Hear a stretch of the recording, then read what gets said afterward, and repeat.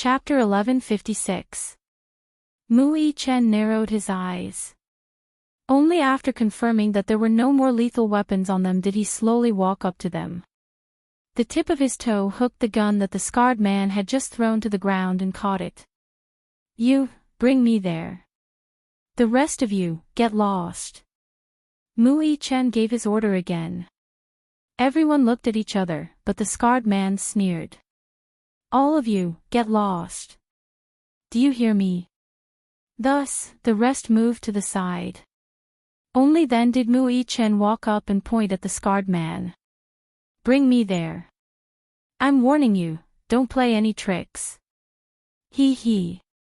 "You little rascal, you're so powerful, how would I dare to play any tricks?" The scarred man said this, but it was unclear whether it was sarcasm or mockery. If Yun Tianyu were present at this moment, he would definitely have more considerations. For example, with Mu Lianjua's means and power, why would he only assign this mob to guard an important person? There should be a large group of armed men around. Alas, Mu Chen did not think so much. He was anxious to see Yun Shishir, so he did not think about why there were only a few ruffians guarding such a huge warehouse. He followed the scarred man inside. The heavy shutter door slowly closed behind them as the three entered the warehouse. Only a small incandescent lamp was lit in the huge warehouse. The whole place was dark, heavy, and airtight. There was only a small skylight for ventilation. In the dim light, the air was filled with dust. Mu Chen was on his guard again. He held Mu Wanru tightly in his hand as he cautiously surveyed his surroundings. The scarred man led him to a metal cage. Mu Chen's eyes landed on the woman in the cell as he stopped in his tracks. Yun Shishir was curled up in a corner. Her white dress was stained with mottled bloodstains, which bloomed like a conspicuous and glaring thistle. Some of the bloodstains looked fresh and bright red. Some of the bloodstains were dark. At this moment, her originally jet-black hair hung messily on her shoulders, like seaweed mixed with sand. Her originally fair and flawless face was mixed with blood and salt water, and her wet bangs clung to her cheeks, making her look battered and exhausted. Her hands were chained to the cage, and it was difficult for her to break free. However, her slender arms were so weak and boneless that they seemed to be about to be broken the next moment. Beside the cell stood two soldiers in military uniforms. They were fully armed, and their expressions were cold and stern. They stood upright. Mu Chen's dark pupils violently when he saw this scene. Anger flashed across his face as he raised his gun, grabbed Mu Wanru's hair, and pointed it at her eyebrows. "Is it you? Are you the one who tortured her?" Mu Wanru's face was filled with horror as she hurriedly cried for help. "Don't. Help.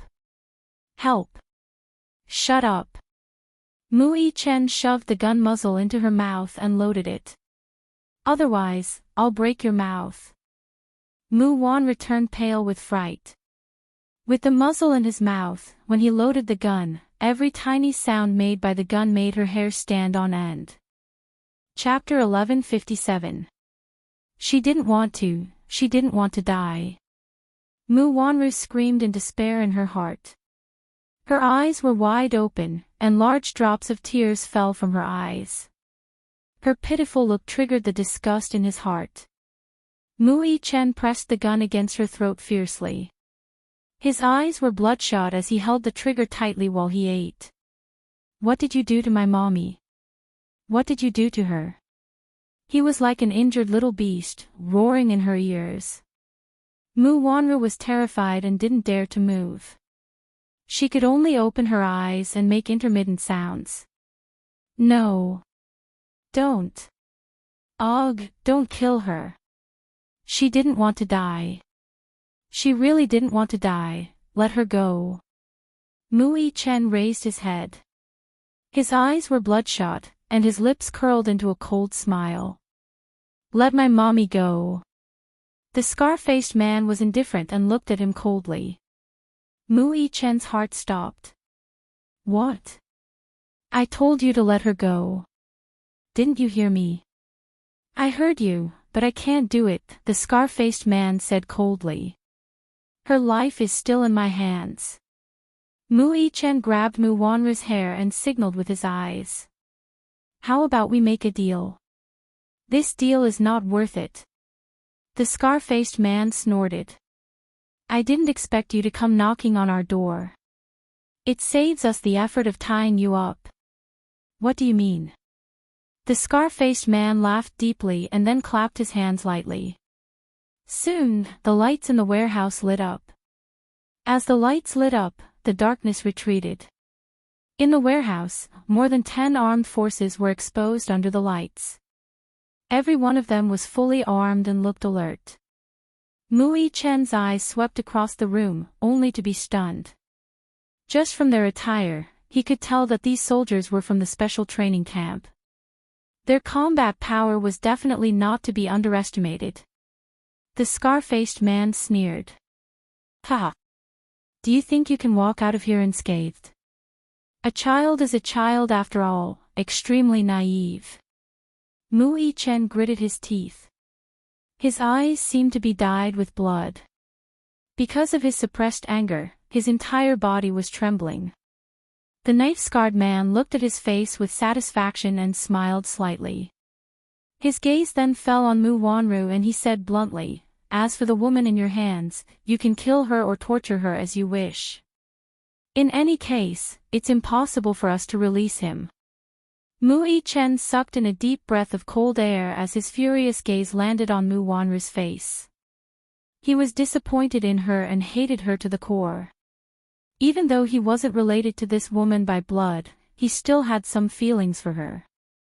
At this moment, his heart was filled with mixed feelings. Over the past 7 years, the pain and regret of acknowledging a thief as his mother, coupled with the pain and injuries his mother suffered, made his heart surge with indescribable pain. How hateful! He wished he could shoot her to death. Mu Yi-chen pressed the muzzle of the gun against her forehead and was about to pull the trigger when Mu Wanru screamed and cried, "Don't kill me! Don't kill me! Xiao Yi-chen, do you really have the heart to kill me?" Chapter 1158. Don't! Mu Wanru screamed again. Her shrill voice reverberated in the warehouse. Mu Yi-chen's lips were cold, but his fingers were trembling on the trigger. Mu Wanru put down her pride and begged, "Don't kill me. I'm your mommy. I'm your mommy," Mu Yi-chen shouted, "Shut up. You're not my mommy." Mu Wanru's face froze for a moment before her lips curled into a bitter smile. "Yes, sir. Yes. You're not my biological child. But do you know why? It's because Mu Yaja lied to me. Your daddy lied to me and said that I'm infertile. He lied to me so bitterly, that's why I hate him so much. That's not an excuse for you to hurt my mommy. Listen to me. Listen to me." Mu Wanru tried to calm him down and said in a gentle voice, "Xiao Yi-chen, don't you remember? When you were born, I was the one who held you in my arms. Not her." Mu Yi-chen was stunned, and his eyes flickered. Mu Wanru saw a hint of wavering in his eyes and was secretly delighted. She put on a pitiful look and said tearfully, "When you first learned how to walk, you always fell down. You've been very resilient since you were young. Even if it hurts, you won't cry and will hold back your tears. I was the one who held you in my arms and comforted you over and over again. Have you forgotten?" He never forgot. He had a conscience, so he admitted that although Mu Wanru didn't treat him like her own, she took good care of him. "When your daddy sent you to the special training camp, I always stood up and objected. It was because I couldn't bear to see you suffer and get hurt. Every time I saw you come back with injuries, I would cry. Have you forgotten?" Mu Yi-chen shut his eyes abruptly, but he quickly opened them again. There were some emotion struggling in his eyes. "You were just putting on a show. Shut up. Stop talking. Good. Even if it's just a show. Mu Wanru paused for a moment before continuing her persuasion. Even if Mu Lianjue instructed me to kidnap you and force Mu Yaja to give up the Mu Group's shares, I still couldn't bear to do it to you despite having so many opportunities. Was this also a show? In order to protect you, I didn't hesitate to offend. Shut up. Although we aren't related by blood, I really have feelings for you. Don't you? You don't have it. Shut up. Mu Yichen was on the verge of collapse, and his expression was one of struggle. Mu Wanru saw the opportunity and suddenly broke free from his grip. She turned around and ran towards the scarred man in a sorry state. Bang! A gunshot rang out. Mu Yichen subconsciously raised his wrist and fired a shot at her. No matter how Mu Wanru played the family card and begged him to be merciful, he subconsciously realized that if he didn't get rid of her, who knew what kind of harm his mother would suffer if she fell into her hands again. He subconsciously fired a shot at her. However, because he was distracted, he did not aim properly. The bullet whizzed through the air and penetrated her abdomen. Seeing this, Mu Yichen gritted his teeth and raised his hand again. He aimed at the back of her head, wanting to give her another shot. Stop! The scar-faced man shouted coldly as he stood in front of Mu Wanru. Chapter 1159. Mu Yichen sneered. He was not at all afraid of the crisis before him. The scar-faced man, however, signaled him with his cold eyes. Mu Yichen looked in the direction he was hinting and saw two soldiers walking toward the cell. They raised their pistols and aimed them at Yunshirshi's temple. She, who was unconscious, did not know what kind of danger she was in. Her head was still lowered, and she did not feel anything. Put down the gun. Mu Yichen's hand, which was holding the pistol, trembled violently. His eyes were bloodshot, and his whole body was shaking uncontrollably. Put down the gun. I have no patience. This is my last warning, or else. No. Mu Yichen gritted his teeth and slowly threw the gun to the ground. Kick it over here. The scar-faced man threatened again. Kick the gun over here. Mu Yichen stretched out his leg and kicked the gun to the side. A soldier behind him strode forward, raised the gun in his hand high, and hit the back of his neck hard. Mu Yichen only felt a numbing sensation as if he had been electrocuted. His vision turned black, and he fainted, unconscious. A Bentley slowly drove into the Mu residence. Mu Yaja alighted from the car and was surprised to see the armed forces heavily surrounding the entrance. He frowned and quickly strode into the residence. Young master, you're back. Where's Grandpa? Master, he's upstairs. He hasn't woken up yet. It's already afternoon, why isn't he awake yet? Mu Yaja said as he walked upstairs.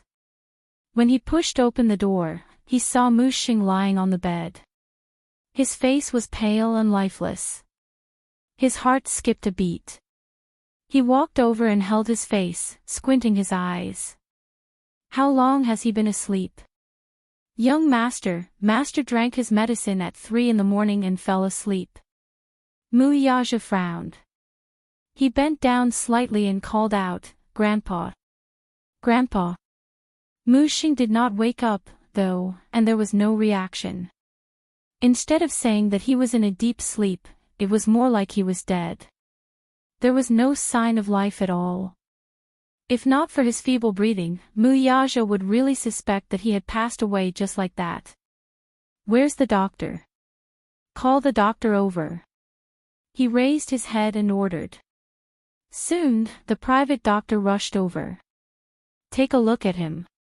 What's going on? Yes. The doctor did not dare to delay and went forward to check. Mu Yaja walked to the side and dialed Mu Yichen's number, but the latter's phone was switched off. At this time, school should be over. Why is his phone? Just as he was wondering, the chauffeur rushed over. When he saw him, he was stunned for a moment before he hurriedly reported, Young master, bad news. Young master is missing. What? The kindergarten teacher said that she didn't see the young master in the morning, and I didn't pick him up after school. You didn't see him enter the school gate? I saw him enter the school gate with my own eyes. The chauffeur hurriedly explained, looking aggrieved. He's in a coma. We need to send him to the hospital immediately. Poisoned? Yes. Master's lips are purple, his body is stiff, and his face is ashen. These are typical symptoms of poisoning. We need to send him to the hospital immediately. Muyaja frowned from the headache. His voice was terrifyingly cold. Send him to the hospital quickly. Chapter 1160. Muyaja's chest heaved up and down as he walked to the door. How did the Mu family fall into chaos in just 2 days of being overseas? D***. He had let his guard down. Mu Xing was hurriedly sent to the hospital. Muyaja got into the car and instructed the chauffeur to rush to the company. On the other end, Minyu called. Boss, are you back in the country? Yes, I'll be there soon. Okay. I'll wait for you there, then. His tone was urgent and nervous, but he did not tell him what was going on. In fact, he had just received an anonymous letter. When he opened it, he saw a few shocking photos. He hurriedly called Muyaja to report the situation. However, he was afraid that he would get nervous if he heard it. To ensure his boss's safety, he forcibly suppressed his nervousness. At the same time, Yun Tianyu, who was frowning at Liji's headquarters, received a GPS location message from Mui Chen. When Mui Chen sent the location, he also used his watch's voice function to send a 10-second message. You, follow the GPS location I sent you and find the place where mommy is hidden. Once he received the message, he immediately logged into the system. His fingers flew across the keyboard as he entered a series of commands. An interface popped up on the screen. He logged in and searched. The GPS initially had a strong signal, but when he reached the Kongzhuang Bridge, the signal became intermittent and gradually became unclear. Even if he used advanced technology, he could not pinpoint the location clearly. Fortunately, Mui Chen sent him the car plate number in addition to the GPS location. Yun Tianyu investigated the car plate number and simulated a route based on the car's driving record. However, this route was completely cut off when it reached the Kongzhuang Bridge. What's going on? Yu squinted his eyes. He pulled up the satellite map of that area and entered the coordinates. Unexpectedly, after the Kongzhuang Bridge, the area was barren and uninhabited. There was a farm in this area. Later, because the city government wanted to build an industrial park, the farm was demolished. However, halfway through the construction of the industrial park, the entire city protested. Many citizens jointly submitted a petition to cancel the construction of the industrial park. The ecological environment in Jingdu was very bad, and the smog was very bad. If an industrial park was built, wouldn't the pollution be even worse? Due to the protests of the entire city, the project was temporarily put on hold. Later on, the main government withdrew their investment and looked for a new location. Just like that, this area was abandoned. But at the very least, they had locked onto an area and had a clear direction. Yun Tianyu looked at the map outlined with red lines on the screen. This area was at least several 100,000 square meters. They could only find the exact location by doing a carpet search. This was a rather huge project. Director Yun. Li Hanlin knocked on the door and entered. Yun Tianyu raised his head with a frown. What's wrong? He said slowly, the mercenaries sent by the Hurricane Group have arrived in the capital. All right. Take me there. Just as Yun Tianyu stood up, Li Hanlin suddenly said in a low voice, this time, Hurricane Group has sent another person. Who? The chief commander of Hurricane Group, Gong Jia.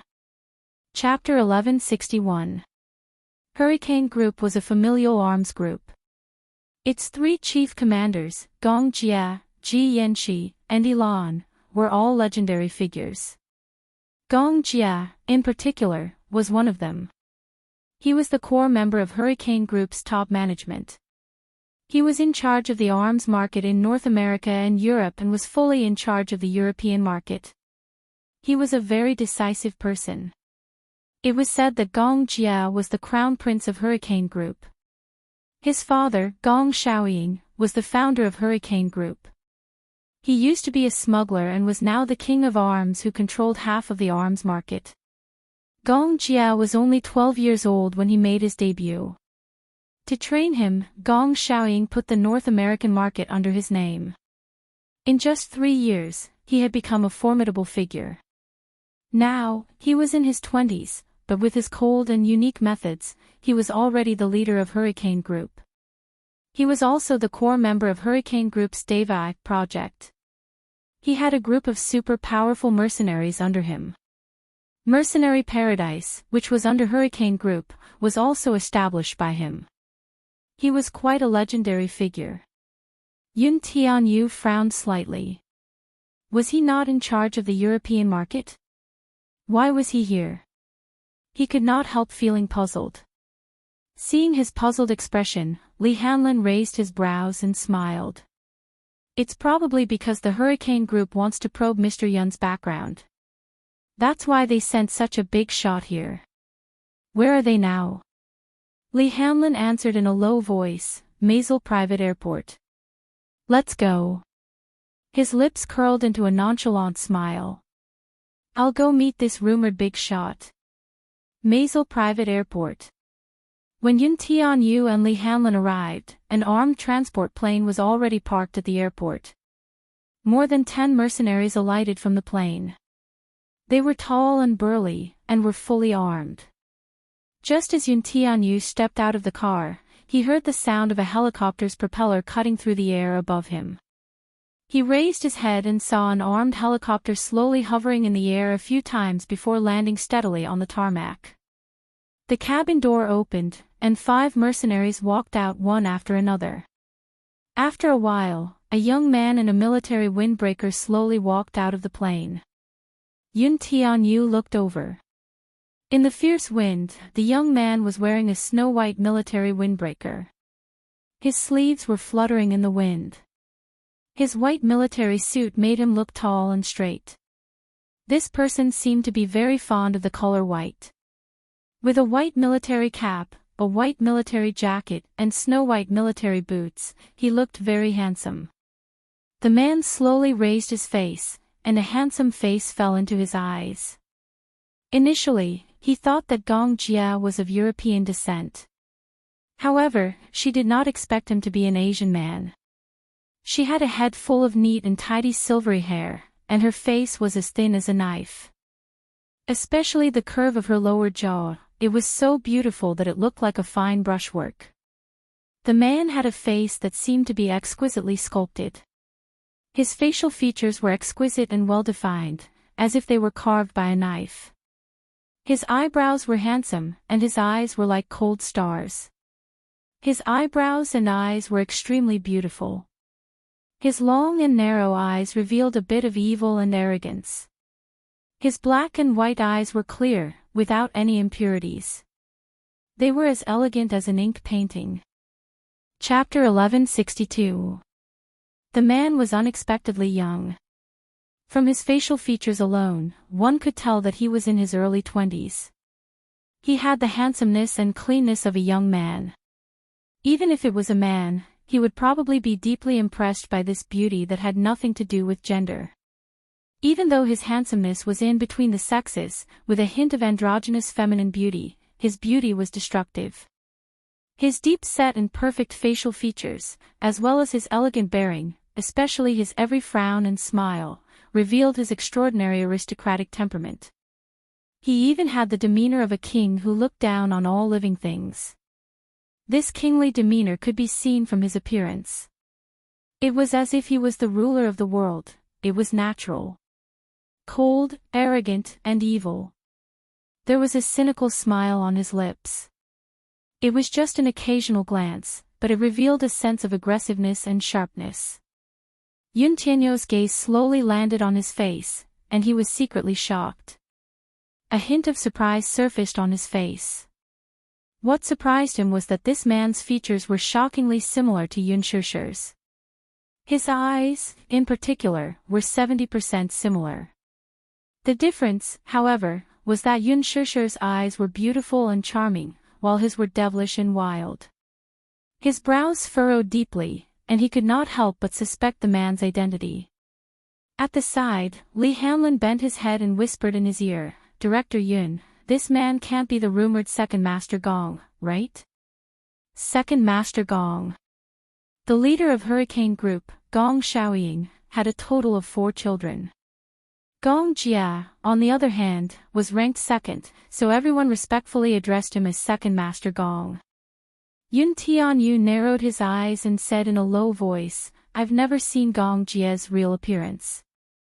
As the core figure of Hurricane Group, few people knew of Gong Jia's real appearance, but judging from this man's extraordinary demeanor, he was most likely Second Master Gong himself.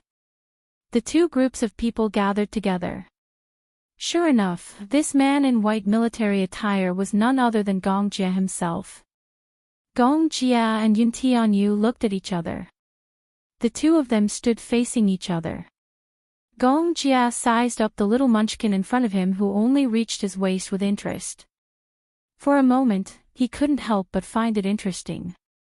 Thus, he elegantly squatted down, his beautiful and deep eyes looking deeply at the little munchkin. In the depths of his dark eyes, there was a flash of surprise. He couldn't help but smile as he slowly extended his hand. "I didn't expect the legendary military genius to be only 6 years old." Gong Jia's lips curled into a smile. "Yun Tianyu. If he remembered correctly, it should be this name." Recently, Gong Jia had been handling a batch of arms orders in the North American market. However, he received news from the headquarters that the legendary genius youth was going to officially join the Hurricane Group. Therefore, he conveniently came to pay his respects to him. Who exactly was this genius who was rumored to have been invited to participate in the development of the Heavenly Eye project at the age of 6? However, when he saw it with his own eyes, the genius who participated in the Hurricane Group's Heavenly Eye development plan and proposed to monopolize the military by controlling the air power was really only 6 years old.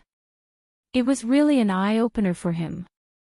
Yun Tianyo's eyes drooped slightly as they fell on Gong Jia's outstretched hand. His fingers were fair and slender, and his fingertips were as beautiful as jade. He slowly reached out his hand and shook it with him.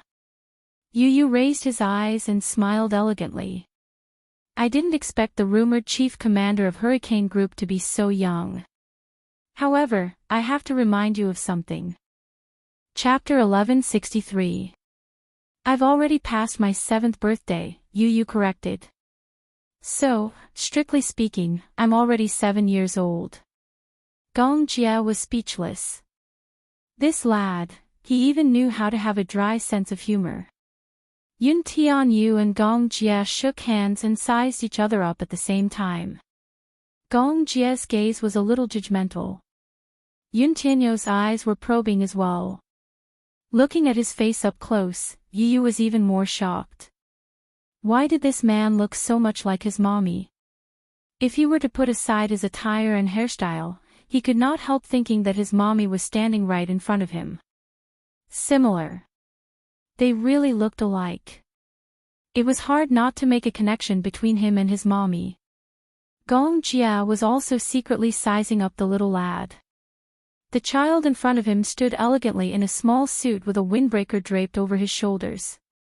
He looked even more handsome and exquisite. His small face, in particular, was tender, fair, and delicate. His facial features were beautiful, and his eyebrows were set with a maturity that was rare even for an adult man. What was even more remarkable was that this 7-year-old child did not feel oppressed by his aura even though he was standing in front of him. It was as if he was born with an extraordinary elegance and nobility. Even when he looked into his eyes, there was not a hint of timidity in his eyes. He was not simple. It was hard to imagine that this child, whose voice was tinged with immaturity, could actually come up with such a shocking air superiority theory. Could it be that children nowadays were all so valiant? Gong Jia silently cursed in his heart. Could this child be a genetically mutated species? For the past 2 years, Hurricane Group had been trying its best to invite Yun Tianyu to officially join them. However, the response he gave was always ambiguous and not accurate. Now, however, Yun Tianyu's sudden decision to officially join Hurricane Group came as a surprise. I heard that you've decided to officially join Hurricane Group. Yes. Yu looked up. I've decided to officially join Hurricane Group. He wanted to become stronger. He was so powerful that everyone feared his existence. So strong that he had incomparably terrifying power. Only then could he better protect the people he wanted to protect. Yu's eyes were filled with determination. Gong Jia smiled and held his hand even tighter. His clear and deep voice slowly escaped from his thin lips. In that case, on behalf of the Hurricane Group, I officially welcome you to join us. Standing at the side, Li Hanlun's gaze fell on the tightly intertwined hands of Yun Tianyu and Gong Jia. At this moment, he suddenly had an indescribable intuition. His intuition told him that Yun Tianyu would create an era for him once he joined Hurricane. An era that belonged to Yun Tianyu. Although this child was still young, his body seemed to contain endless energy. He believed that the future Hurricane Group would belong to him. Dishing Financial Group. Mu Yaja walked all the way into the CEO's office. As he walked, a terrifying and gloomy aura overflowed from his body. The staff at the side retreated one after another, intimidated by his aura. In the CEO's office, Minyu had been waiting for a long time with a nervous and anxious look. Mu Yaja casually threw his jacket on the sofa and glanced at him with furrowed brows. What's that in your hand? The moment he entered the room, he keenly noticed a stack of envelopes in Minyu's hand. He could not help feeling suspicious. Chapter 1164. Mu Yaja took the envelope and opened it. A few photos fell out of the envelope. He picked up the photo and glanced at it. His eyes were instantly dyed with a bit of gloominess, and his brows were tightly knitted together. In the photo, there was a woman with her arms hung high in the air with chains. On his wrist, the bloodstain caused by the tight grip was particularly eye-catching. The background was a dark warehouse. With the flash, he could vaguely see the dust flying in the air. Yun Shishir's face was stained with blood. She was clenching her teeth stubbornly. He could imagine how miserable she was from the bloodstains on her body. However, he couldn't imagine what she had gone through. Perhaps it was a scene that he didn't dare to imagine. Mu Yaja sucked in a deep breath of cold air and gripped the photo tightly. His eyes were as dark as a black fog. When his gaze landed on Yun Shishir's white dress, which was stained with blood, in the photo, his eyes turned even redder. Who sent this photo over? He looked up and stared at Minyu coldly. Even Minyu, who had always been by his side and was used to his terrifying aura, was shocked by his gaze. Boss, this letter was sent by a courier. Minyu paused for a moment and continued, we have the person under control. However, it seems that we can't get any clues from him. Is there nothing else other than this letter? Yes, there's only this letter. There are only a few photos in the letter. Minyu was stunned. He looked at Mu Yaja's cold face and immediately said in a deep voice, Boss, please calm down first.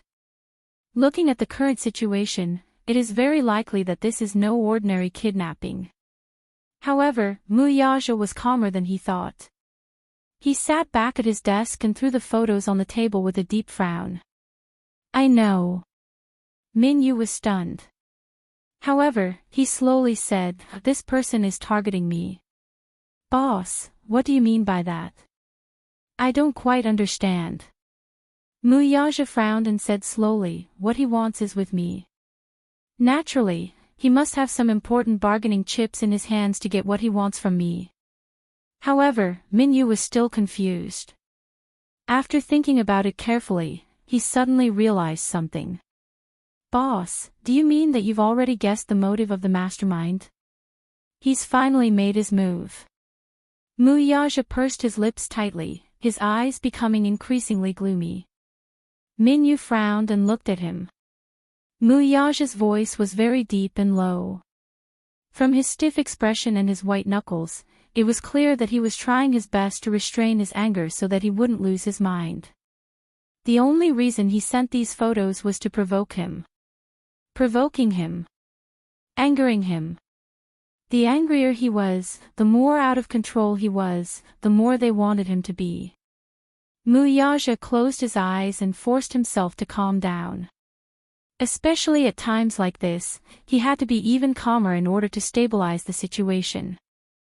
However, when he received an unfamiliar email that night, he couldn't calm down anymore. On the computer screen was the side profile of a child. The child's delicate little face was covered in blood. Muyaja's heart felt as if it had been hit by a hammer. It was so painful that he almost suffocated. What came over from all directions was endless anger and pity. Chapter 1165. He stared coldly at the photo on the screen and clenched his fists so tightly that his knuckles cracked.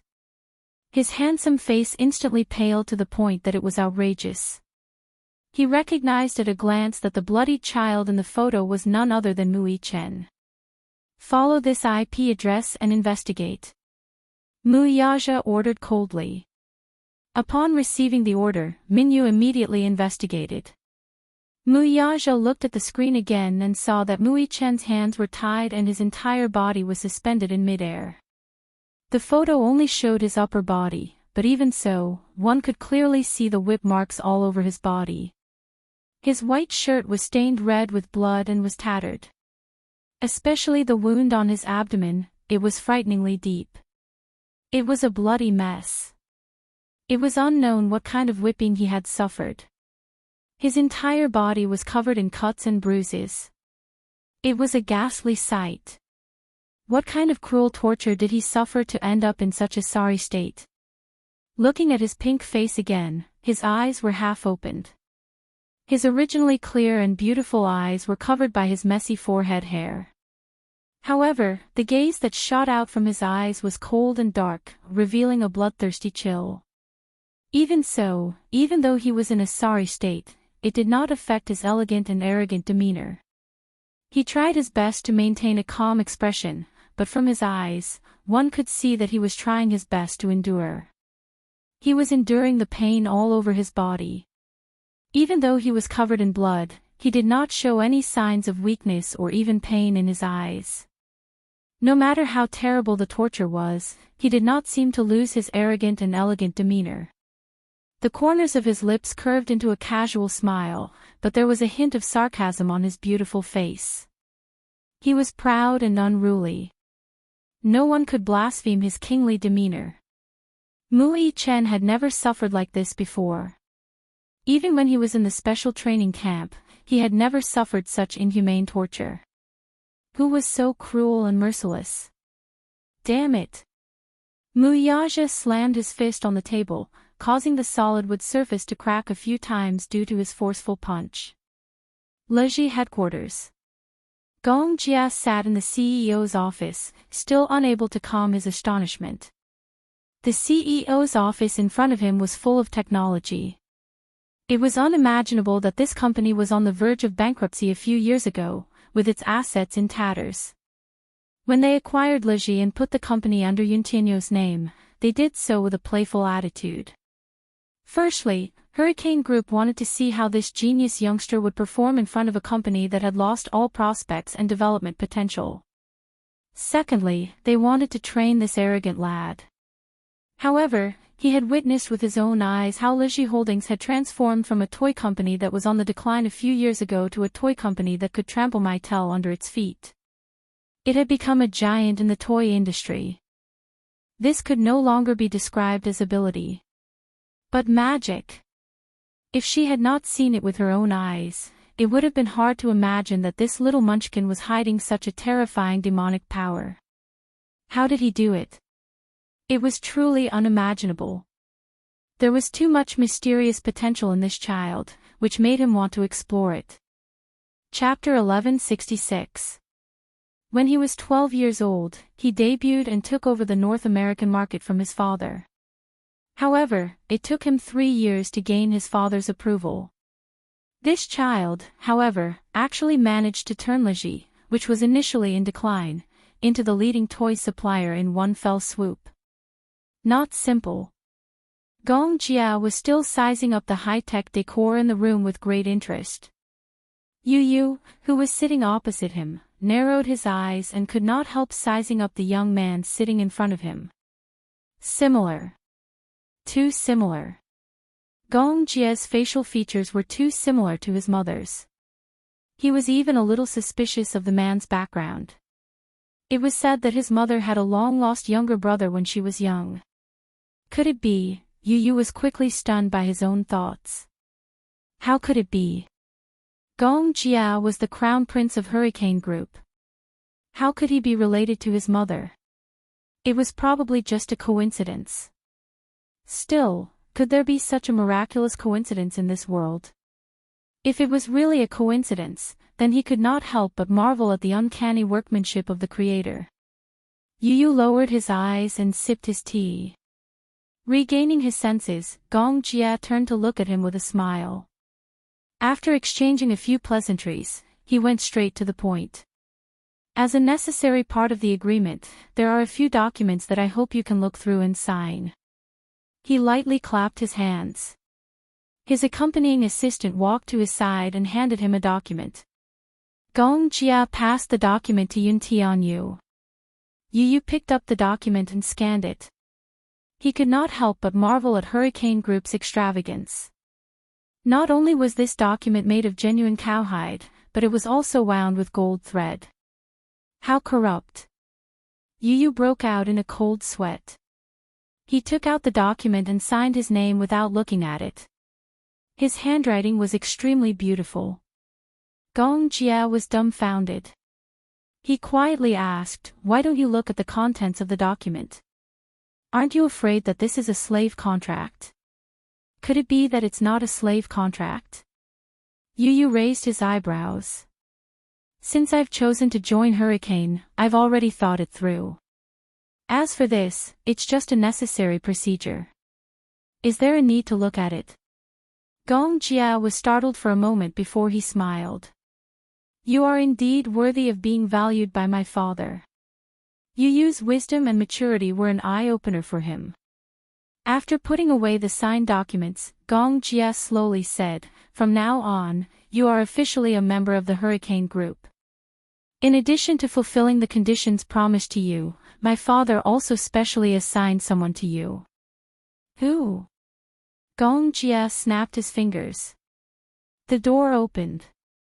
Yun Tianyu looked over and saw an 8 or 9-year-old loli slowly walking in. His heart skipped a beat. While he was in a daze, the little loli had already walked in front of him. She stopped in her tracks and stood in front of him, looking down at him with a cold expression. Yu Yu couldn't help but look up at her. At a glance, he saw the girl's chiseled chin. Judging from her immature facial features, this girl was only 8 or 9 years old. However, what was different from ordinary Eastern girls was that the girl's eyebrows were very deep. She had both the noble coldness of European descent and the mysterious gentleness of Eastern descent.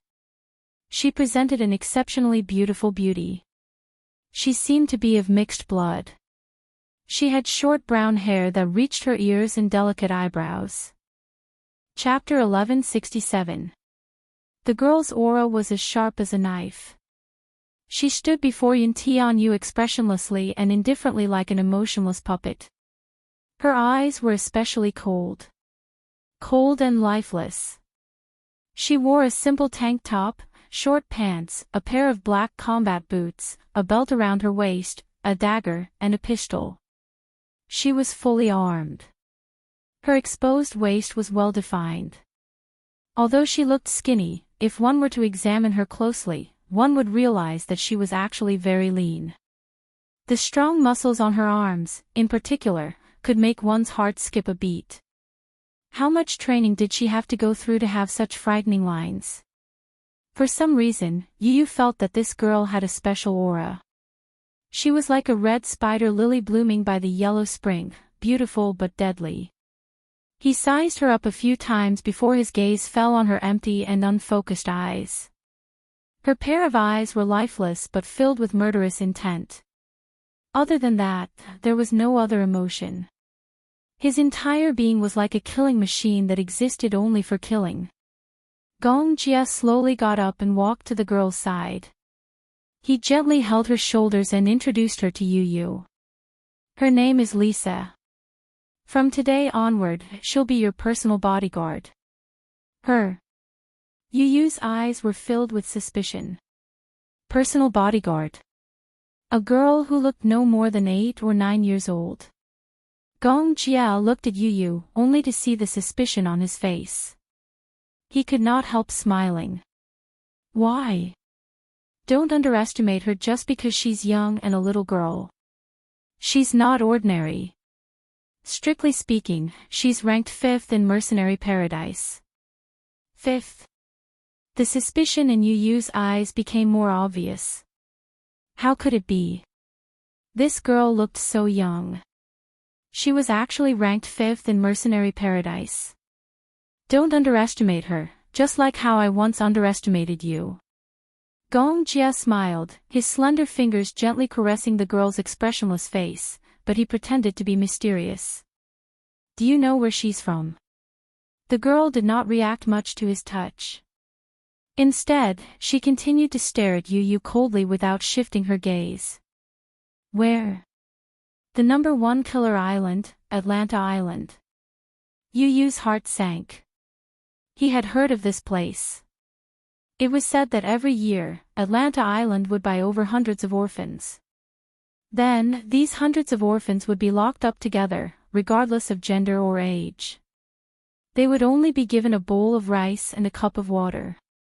The children were hungry, but there was only one bowl of rice. There was only one cup of water. In order to fill their stomachs, in order to survive, children would start to kill each other. Out of the hundreds of children, perhaps only a dozen or so were left alive in the end. These children would then enter the next round of devilish training. The so-called hellish training was nothing like the training Xiao Yichen had gone through in the special training camp. To be precise, it was hellish training. The weak would die, and the strong would win. Perhaps in the end, there would only be one person who could survive all the tests. And this girl was the one who had passed all the tests and survived to the end.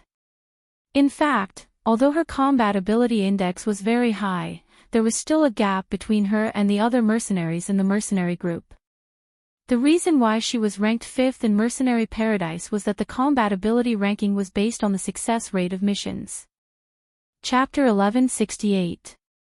Although Lisa was not the strongest, she was not the strongest. However, she was definitely the best as a loyalist. After all, who would be wary of a little girl? Hence, she rarely failed any of her missions. To be able to fight her way out of 500 children and survive until the end, she definitely had unimaginable willpower and combat power. Gong Jia lowered his eyes and smiled. He lowered his head and said to the girl, Lisa, from now on, he is your master. You must submit to him. You must not betray or abandon him. You must protect him with your life. Yes. Lisa turned her gaze slightly and fixed it on Yu's face. She said in a cold and mechanical voice, from now on, you are Lisa's master. I will protect you with my life. I will be loyal to you. I will not betray or abandon you. Yu's eyes widened. He felt a little strange. He was a man, but he was being protected by a little girl. It felt strange. How is it? Are you satisfied with my father's gift to you? The man's lips curled into a smile. Yu stood up slowly. He stood facing the girl. The girl looked at him. Perhaps it was because he was a little slower, but the girl was actually half a head taller than him. Yu Yu looked at her deeply and smiled. He stretched out his hand elegantly. Please take care of me in the future. The girl looked at his outstretched hand expressionlessly. Then, she stretched out her hand mechanically and shook his hand tightly. Yu Yu's expression changed. The pain from his hand made him frown slightly. This girl's strength was damn strong. Gong Jia saw his expression and was amused. My Xiao Bao, Lisa is so strong. Be careful not to hurt your hand. Lisa, let go. Lisa quickly let go of his hand. When Yu Yu's hand was released, he was shocked to find that his hand was completely bloodless and pale. Lisa was an assassin who had undergone hellish training. She grew up amidst slaughter. When she opened her eyes, all she saw was endless blood and slaughter. Rather than calling her an assassin, it would be more appropriate to describe her as a killing machine. Therefore, she didn't seem to have any emotions or desires. She didn't know how to smile when she was happy. She didn't know how to cry when she was sad. No smile, no tears, no understanding of human emotions, only knowing how to quickly, accurately, and ruthlessly kill people. Therefore, there was no smile on her face, no tears, only an expressionless face. Like a machine. With such a cold personality, he was very suitable to be a death warrior. In ancient times, the so-called men of sacrifice referred to those guards who sold their lives for the nobility for the sake of glory and wealth or to repay a debt of gratitude. Yu Yu had never seen such a child. There was not a single trace of life on her. How old is she? Gong Jia raised a brow and pursed his lips. I don't know, either. When she was first sent here, she didn't have a name, and no one knew how old she was. She only had a code name. Lisa was the name I gave her. After a pause, he said, about 8 or 9 years old. Yu Yu furrowed his brows. Li Hanlin suddenly walked over to his side and said in a low voice, Director Yun, the technical department has just intercepted an email. Do you want to take a look at it? Okay, send it to my email. Yun Tianyu walked to his desk and opened his email. The email was quickly sent over. There were 2 photos. In the photos, Mui Chen was hung up. His body was covered in blood and injuries. It was a ghastly sight, dripping with blood. Yu Yu held his breath. He recognized the child in the photos as Mui Chen. What happened? How did he? Chapter 1169. At the thought that Mui Chen might have met with a mishap, Yu Yu stood up anxiously, but he forced himself to calm down and slowly sat back down. Gong Jia walked up behind him and caught sight of this as well. He was secretly shocked, but at the same time, he keenly noticed that the child in the photo looked exactly like Yun Tianyu. Who is this child? My elder brother. Yu Yu sucked in a cold breath and closed his eyes. You have an elder brother. Gong Jia was a little surprised. He looked at the screen and saw the child with his chin raised. His expression was unruly and arrogant, as if a king had arrived. His pair of cold and deep eyes did not show any fear, uneasiness, or bewilderment that a child of his age should have. Instead, there was a stubbornness that came from his bones. In another photo, the child's lips were curled into an elegant and cynical smile. It was hard to imagine how such a young child could endure such extreme pain. There was not a trace of fear on his face, though. Gong Jia touched the bridge of his nose. Did the kids nowadays have to be so tough? Yun Tianyu intercepted the IP address used to send the email and logged into the system interface. His fingers skillfully entered a series of complex commands, and a black page appeared. He entered the IP address used to send the email. However, he found that it was a fake IP address that did not exist. D*mnit. How cunning. Yu pushed the keyboard away and stood up abruptly. He walked to the window in frustration and could not calm himself down for a long time. Lee Hanlon suddenly knocked on the door and entered. Director Yun, we've found the suspicious address. Do we need to send men to pursue it? Yu turned around abruptly. Immediately. Right now. Little Yu, do you need me to send my men over? Gong Jia leaned over and asked in a low voice. Yu pursed his lips. It's great that you're willing to send men over. Don't worry, I'll definitely save your man. Gong Jia smiled devilishly. In the underground warehouse. Mui Chen was suspended in the air. His arms were tightly cuffed, and he had lost all feeling in them. His eyes were tightly shut as if he had fainted. A few men surrounded him. The leader took the lead and splashed a basin of cold salt water on him. Hiss. A sound was heard. Mui Chen frowned and slowly opened his eyes. The salt water trickled down her hair and dripped onto her cheeks.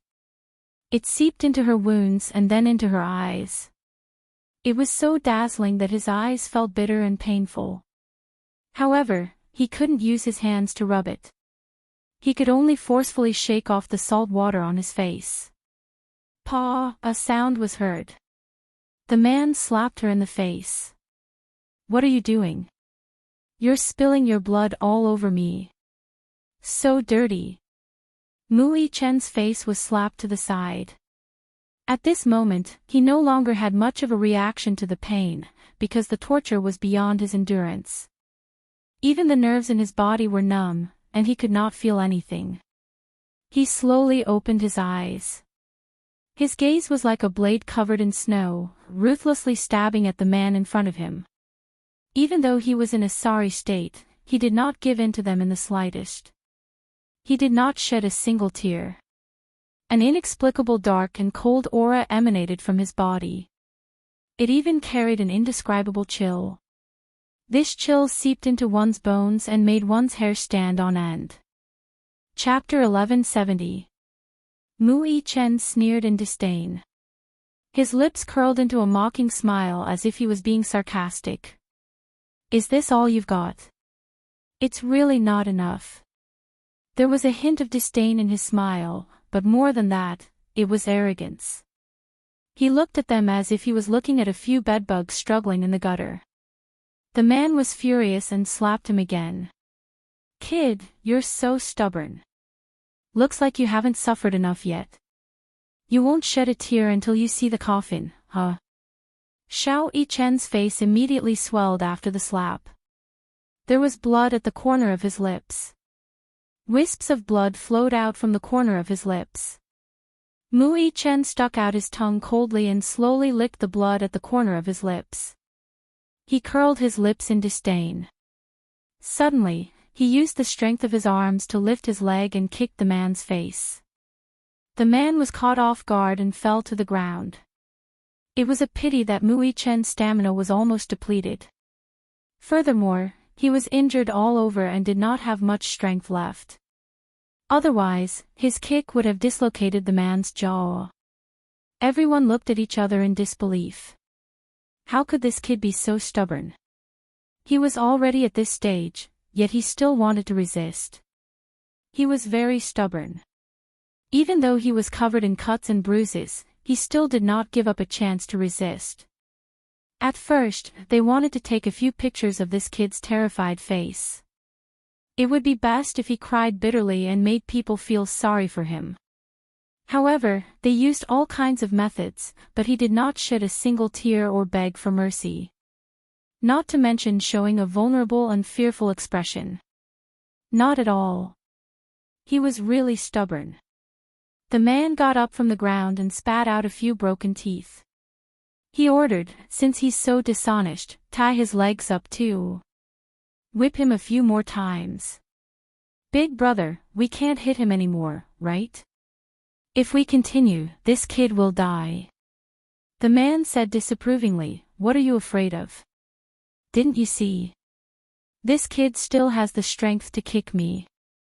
How does he look like he's dying? He's so stubborn, how can he die just like that? Whip him a few times to teach him a lesson.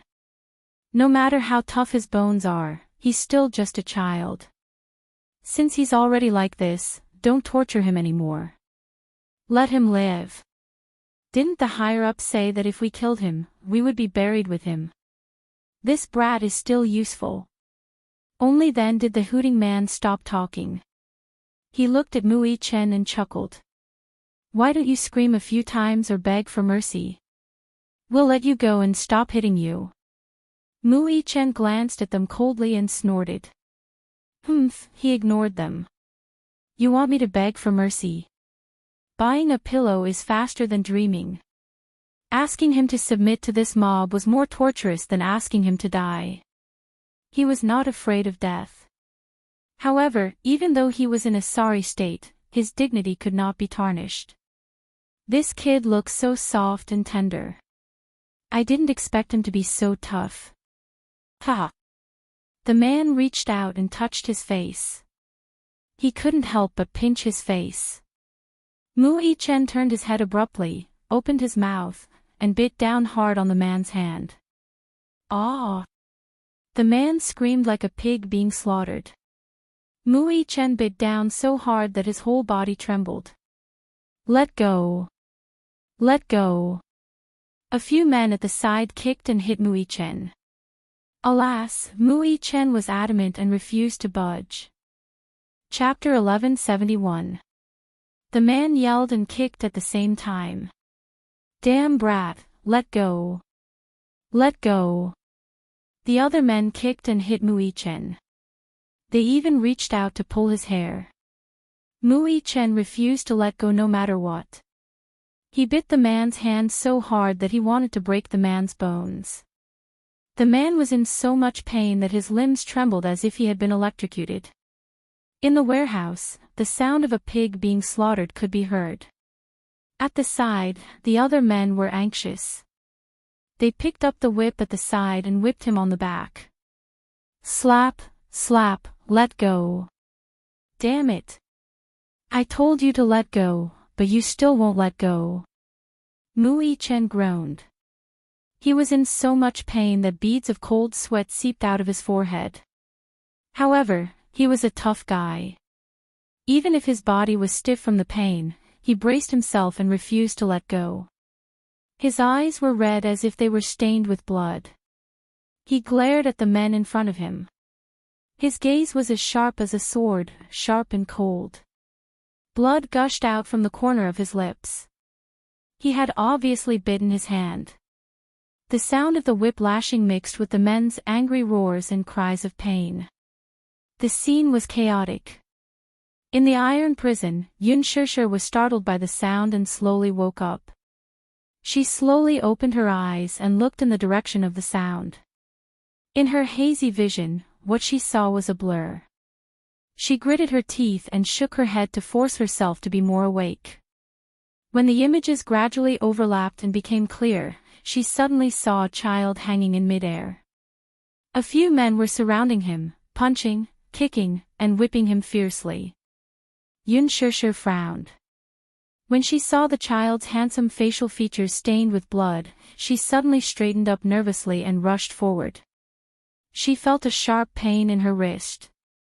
Only then did she realize that she was still trapped in the iron prison. Her hands were chained and she could not move. Xiao Chen. Yun Shishir recognized him at once. Seeing this scene, her eyes turned red and she screamed in fear, Yi Chen. Yi Chen. Why is he here? Why is Xiao Chen here? Yun Shishir was so anxious that her eyes turned red. She struggled violently and shouted crazily, Stop fighting. Stop hitting him. Stop fighting. Stop. Upon hearing this, Mui Chen was startled. He immediately loosened his grip and turned his head, only to see that Yun Shishir was already awake in the iron prison. Her hands were constantly struggling, and her face was filled with worry and fear.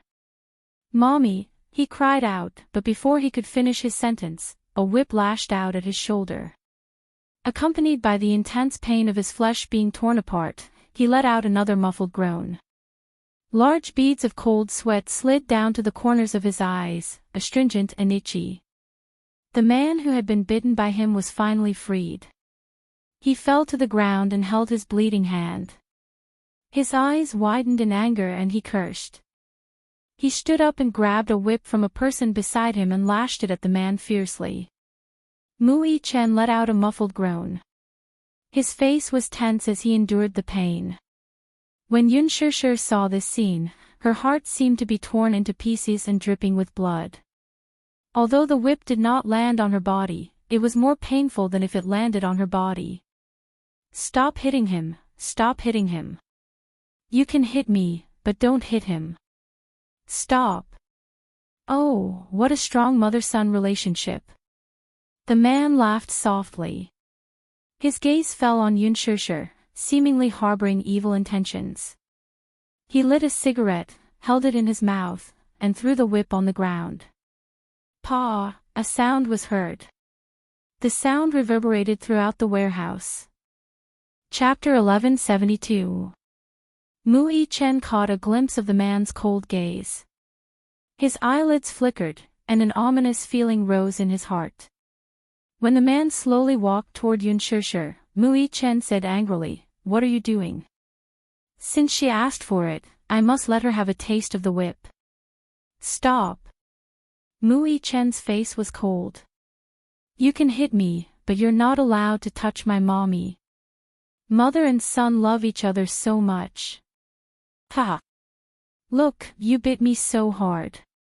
How am I going to settle this with you? Don't touch her. Mui Chen's eyes were like torches. The sharpness in his eyes almost pierced through the man. The man was stunned. Even he was deeply shocked by this child's desire to protect his mother. This child was only 7 years old. Was he not afraid of pain? Was he not afraid of death? Was he still trying to be brave in this situation?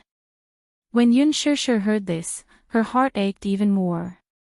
Even when she was tortured, she did not show any weakness on her face. In the end, a trace of grievance appeared on her face as she begged for mercy. Don't hit him. He's still a child, only 7 years old. If you continue to hit him. She did not dare to imagine. What was the limit of a child's endurance? However, a mother and son were connected. When the whip hit him, it hurt her heart. She would rather bear everything for him than watch her own child suffer.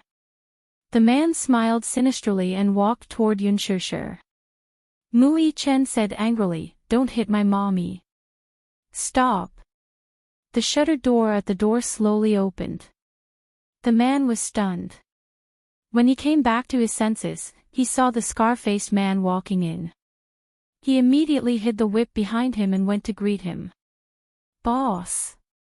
Why are you here? Didn't I tell you to rest well? We'll be on duty tonight.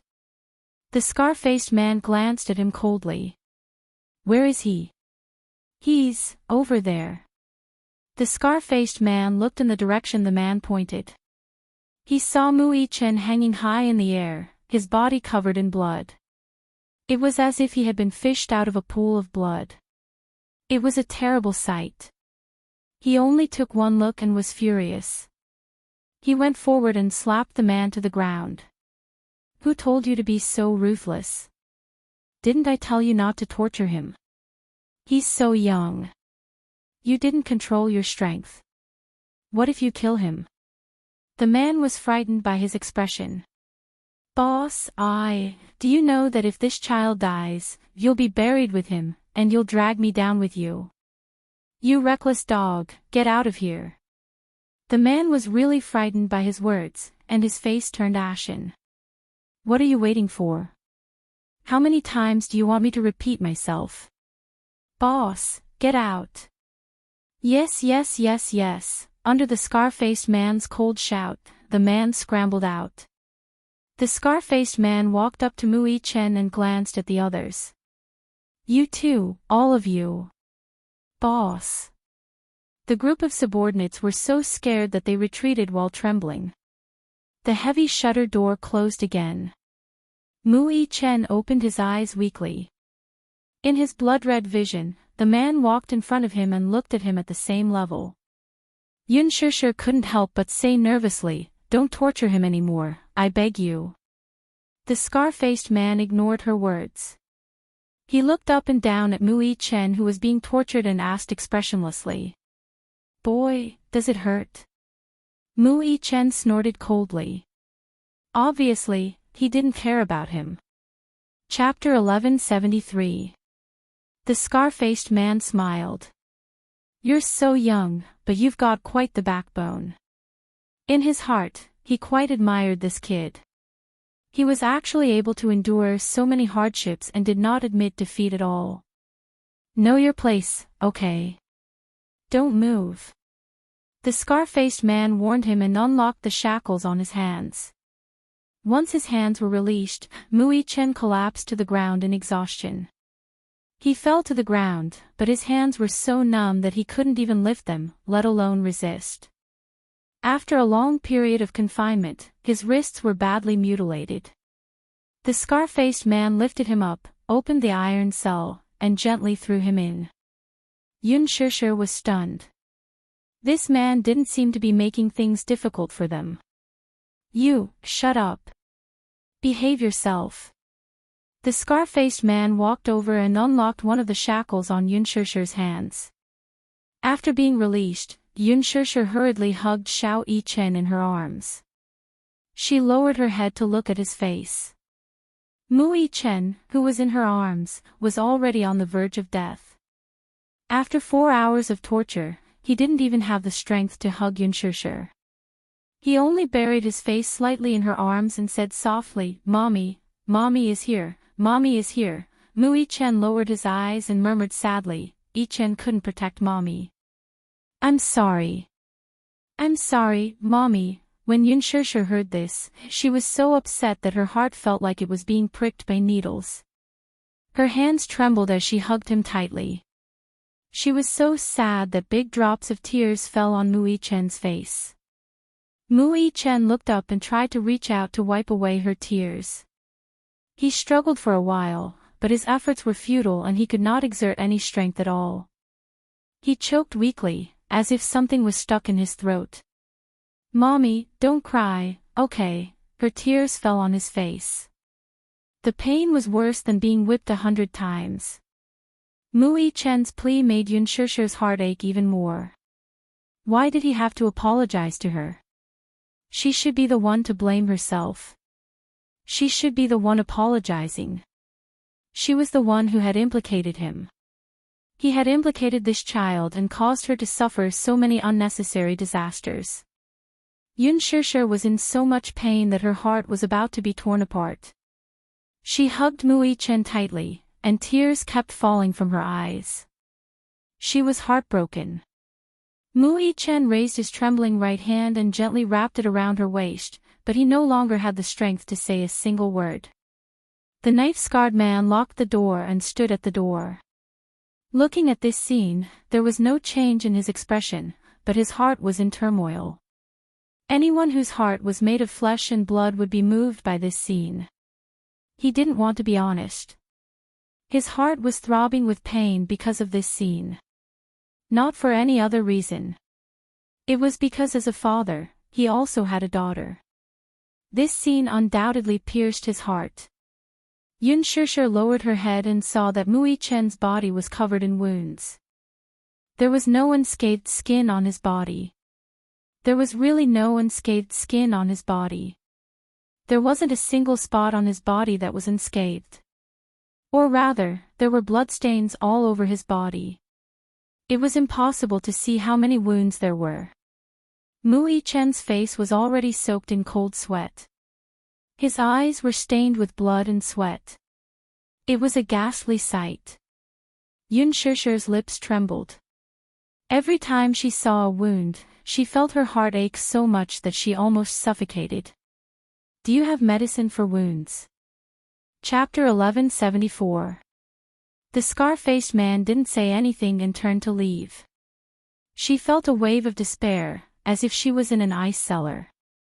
That's right. In their eyes, she was now a criminal, a prisoner. Why should they fulfill her request? Yun Shishir bit her lip hard. However, not long after, the scar-faced man walked over and threw a bottle of medicine and a roll of brand new gauze on her body. That's all. Apply some medicine for him. More or less, it was because there was still a trace of conscience in his heart that he couldn't just sit back and watch. Yun Shishir had mixed feelings. No matter how this man treated them, at this moment, her impression of him seemed to have changed slightly. If it wasn't for him just now, she didn't know how those people would have tortured Xiao Yichen.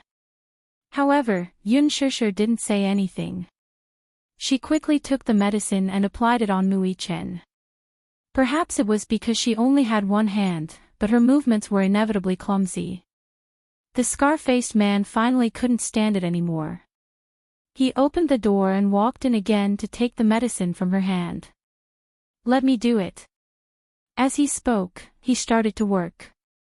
He was very familiar with the process. They were in the underworld, so naturally, they often got injured. After a while, he finished treating the wounds on Mu Yichen's body. Perhaps he was too tired. Mu Yichen fell into a deep sleep in Yun Shishir's arms. Yun Shishir hugged him and caressed his cheeks with heartache. She maintained a tight hug and didn't move an inch. Hugging him gave her peace of mind. It was the same for Mu Yichen. Snuggling in his mommy's arms gave him the greatest peace of mind. However, what Yun Shishir didn't know was that Mu Yichen had suffered so many injuries because he had provoked those people. At first, when he woke up from his coma, those men were surrounding the unconscious Yun Shishir and rubbing their palms together. It was obvious that they couldn't suppress the restlessness in their hearts and wanted to do something bad to her. Mu Yichen didn't know what they were trying to do, but he didn't want to see those people's dirty hands touch his mommy. Therefore, in his anxiety, he shouted loudly to stop them. He shouted at the top of his lungs, but those men acted as if they didn't hear him and started to touch Yun Shishir. Seeing this, Mu Yichen was so anxious that his blood rushed to his heart. He disregarded everything to humiliate and provoke them. He used all the vicious words he could think of to curse them. He had received a good upbringing from a young age. He had always been an elegant gentleman. However, this was the first time he had used the most vicious words to insult someone. It was all for the sake of protecting mommy and not letting their dirty hands touch her. In the end, he managed to infuriate them. They beat and kicked him in a frenzy, handcuffed him, hung him up, whipped him, and subjected him to all sorts of horrible tortures. There was even a lunatic who stuck a needle between his fingers. But he endured all of it. Even if he was in excruciating pain, to the extent that he fainted, he didn't beg for mercy at all. That was because he was so stubborn and strong in his bones. How could he tolerate himself lowering his head to these motley crew? He even tolerated himself begging for mercy in a submissive manner. He secretly regretted that when he faced Mu Wanru, because of a moment of soft-heartedness, he cared about their past relationship and didn't kill her. In fact, he didn't have a strong sense of kinship towards Mu Wanru. However, Mu Wanru did treat him well. Chapter 1175. It was impossible to say that he had no feelings for her at all. It was just that at such a young age, he had seen such a bloody truth. Mu Yichen's heart was also in pain and he found it hard to accept. He could not believe that Mu Wanru, who usually looked gentle, was actually one of the masterminds behind this incident.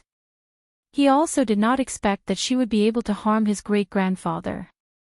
How much did his great-grandfather dote on her? He treated her like a treasure in his heart, afraid that she would fall in his hands and melt in his mouth. She actually poisoned his medicine bowl. How cruel was her heart!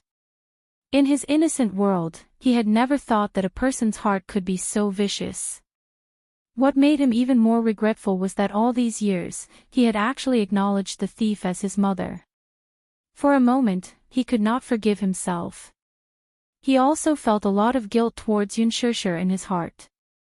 The scar-faced man brought a bowl of plain porridge and handed it to the iron cell. "Feed him," he said, but there was no expression on his face. Yunshushu looked at him warily. Finally, her gaze fell on the bowl of porridge again, and her eyes were full of suspicion. The scar-faced man seemed to have seen through her suspicion and said coldly, "Don't worry. It's not poisoned." "Why?" Yunshushu frowned and became even more suspicious.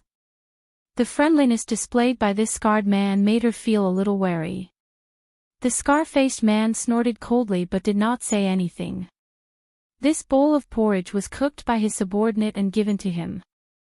He did not drink it himself and gave it to Yunshushu. He sat down on the chair again, lit a cigarette, and smoked it. After a while, he said, "Feed him. Otherwise, it's going to turn cold." Yunshushu pursed her lips, took the bowl of porridge with one hand, and ate a mouthful first. After waiting for a while, when she did not feel any discomfort, she scooped a mouthful, helped Mui-chen up with difficulty, and fed him a mouthful. Mui-chen was half-conscious and did not even have the strength to open his mouth. Yunshushu swallowed a mouthful of porridge and slowly placed it beside his lips, passing the porridge into his mouth. Gulp! A mouthful of warm porridge slid down his throat, and only then did he feel his body warm up slightly. "Mommy," Mui-chen's throat moved as he called out in an obscure voice. "Yes. Mommy is here." "Xiaoyi-chen, Mommy will feed you porridge, okay?" Mui-chen struggled to open his eyes wider. "Mommy, do your wounds still hurt?" he asked anxiously and impatiently. Yunshushu shook her head and suppressed her uneasiness and sadness. "I-chen, be good. Mommy doesn't feel pain." "Mommy doesn't feel pain, Mommy, I'm a little cold." The loss of blood caused his body temperature to drop. Her heart immediately ached for him and she hugged him even tighter. "Are you still cold?" It's a little cold." Xiao-yi-chen was trembling in her arms. The basement was cold and damp. Coupled with the fact that he had lost a lot of blood, his hands and feet started to turn cold. Yunshushu was so anxious that she did not know what to do. The scar-faced man pursed his lips and suddenly threw the cigarette on the ground. He stepped on it fiercely, walked forward, and threw his jacket into the basement. Yunshushu immediately took it and covered him with it. The jacket was very thick. It was a long trench coat. After Yunshushu wrapped the trench coat around him, Mui-chen's expression softened a little. Thus, Yunshushu continued to feed him a bowl of porridge. Mui-chen obediently finished the entire bowl of porridge, and only then did his body temperature recover a little.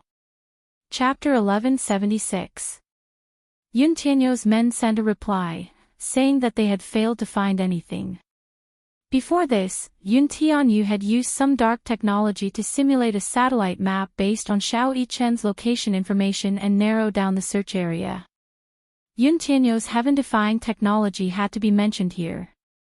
Previously, Yun Shishir had bought a pair of watches for Mu Yichen and Yun Tianyu. These were smartwatches developed by Lizhi Holdings. Not mentioning other functions, just the positioning function of this watch was heaven-defying.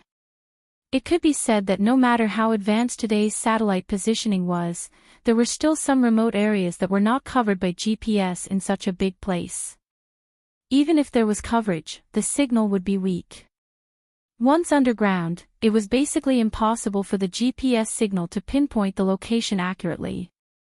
It could, at most, maintain a range of 1,000 meters. However, the GPS smart chip installed in this watch could, through remote control, enhance the signal radiation, and pinpoint the location to a range of 100 meters. A range of 100 meters was a heaven-defying data that would leave one speechless. Lizhi Holdings was probably the only company in the world that had this technology. Yun Tianyu used remote control to enhance Mui Chen's weak GPS signal and pinpoint it to a range of 100 meters. He then sent people to follow him. In the end, they found the signal point on a deserted mountain road. It was a blood-stained watch. The man he sent out returned with the watch and handed it to him. Yun Tianyu took a look at it and could not help but shudder with fear. This was Mui Chen's watch. There were some shocking bloodstains on it, and it seemed to have been run over by a car. It was already broken. Yun Tianyu held the watch tightly in his hand. A trace of worry surfaced in his heart. It gave him an ominous feeling. It seemed that the other party had taken precautions and did not let go of even the smallest watch on Mui Chen's body. Perhaps they realized that this watch had a GPS function, so they threw it away to prevent it from being tracked. It seemed that this group of people was very cautious. This time, the last bit of information was like a stone sinking into the sea. Gong Jia sat in front of the sofa and looked at Yun Tianyu, who was holding the watch tightly in his hand, in deep thought. The trail is broken. Yes. Yun Tianyu placed the watch on the table, calmed himself down, and slowly said, "What I can confirm is that they're still alive." Oh. How can you be so sure? I'm guessing that they kidnapped mommy and brother for a reason. The mastermind behind the scenes had yet to surface, and there was no movement. They were biding their time and only sent these photos, probably to intimidate them. Or perhaps, it's to anger Daddy. Then can you guess what the purpose of those people is? He looked up and narrowed his eyes slightly. I'm guessing, it was to threaten Daddy. Daddy must have something very important in his hands. Yun Tianyu expressionlessly replied, "Right now, the only way to stabilize the situation is to stay calm." Gong Jia was secretly shocked. She was shocked by his calmness and calmness. It was obvious that when Yu saw the photo, he was furious and anxious. However, he quickly calmed himself down. Chapter 1177. Yun Tianyu pondered for a while before finally picking up his phone. He originally wanted to rely on his own ability to save his mother and brother. He was confident and even a little conceited. He thought that it was enough to rely on his own ability. However, after careful consideration, he finally decided to join forces with Mu Yaja. It was not because of anything else other than the fact that all the clues had been cut off, and he was now in deep trouble. Thus, he could only find a breakthrough through his daddy. He would not let go of any chance. He dialed Mu Yaja's number. The call was quickly connected. Yu. Mu Yaja was slightly surprised to receive Yu's call, but at the same time, his heart was slightly relieved. Yu being safe and sound was a blessing in disguise. Daddy, where are you now? I'll go and find you. I'll send someone to pick you up. No need. Don't worry, I'll be fine, Yu reassured him. After putting down the phone, Gong Jia, who was behind him, suddenly narrowed his eyes. Yu, who is your daddy? Yu turned around and furrowed his brows in puzzlement. What's wrong? I just want to know more. Oh. Yun Tianyu raised a brow and did not hide anything from him. Mu Yaja.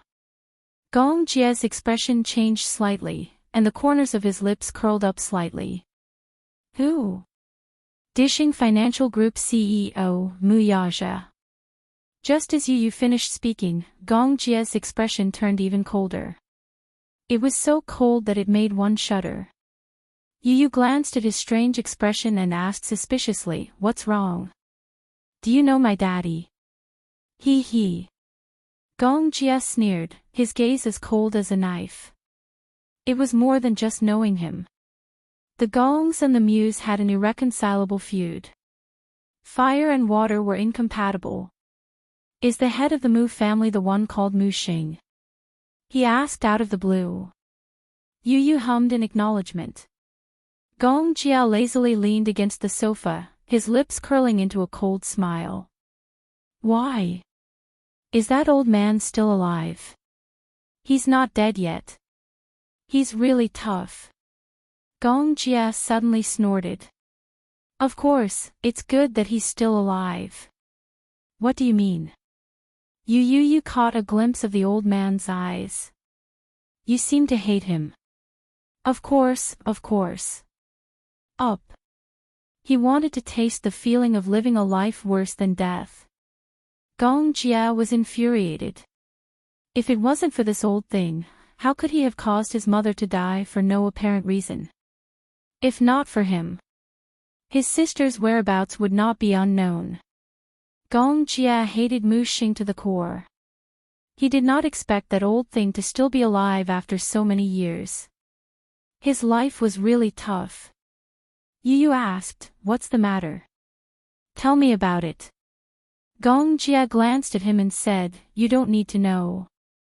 This has nothing to do with you." "How can it have nothing to do with me? This is a matter between the Gongs and the Muse, so it has something to do with me. Don't tell me you're trying to stop me," he asked coldly. "Why should I stop you?" Yu smiled disapprovingly. "I have nothing to do with him. He hated Mu Xing, too." Chapter 1178. He was already so old, yet he had caused so much harm. "This matter has nothing to do with you." Gong Jia paused for a moment before his brows furrowed. "I just didn't expect you to be related to Mu Yaja. He's my daddy. This is going to be tricky." Gong Jia smiled nonchalantly, but his eyes were filled with ruthlessness. "Little Yu, what should we do? The two families are like fire and water.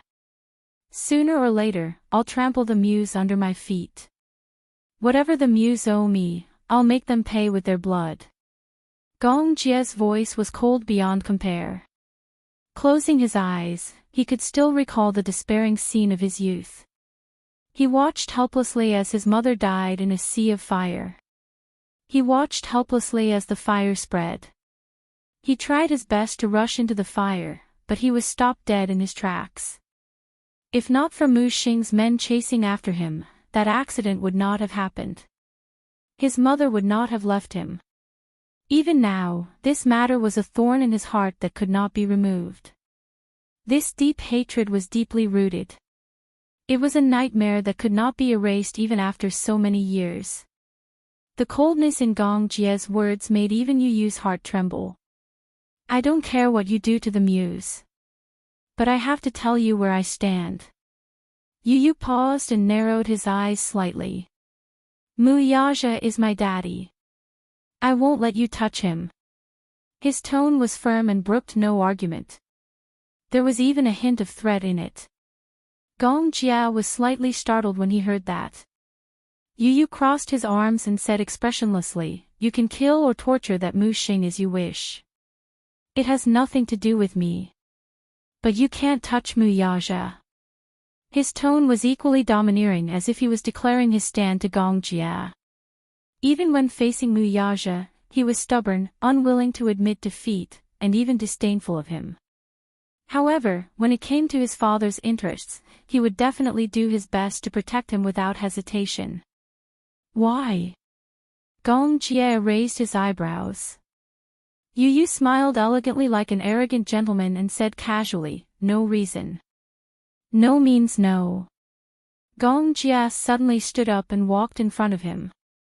He squatted down in front of him and calmly looked into his beautiful eyes. One big and one small, the two stared at each other as if they were in a silent confrontation. Yu looked at him with an elegant smile. Gong Jia smiled. "Are you going to defend him to the end?" "Yes." Mu Yaja was his daddy. He was also the man his mother loved deeply. More importantly, they were his family. No matter what happened, he would always stand by his father's side. This position would never change because of anything. "But what should we do?"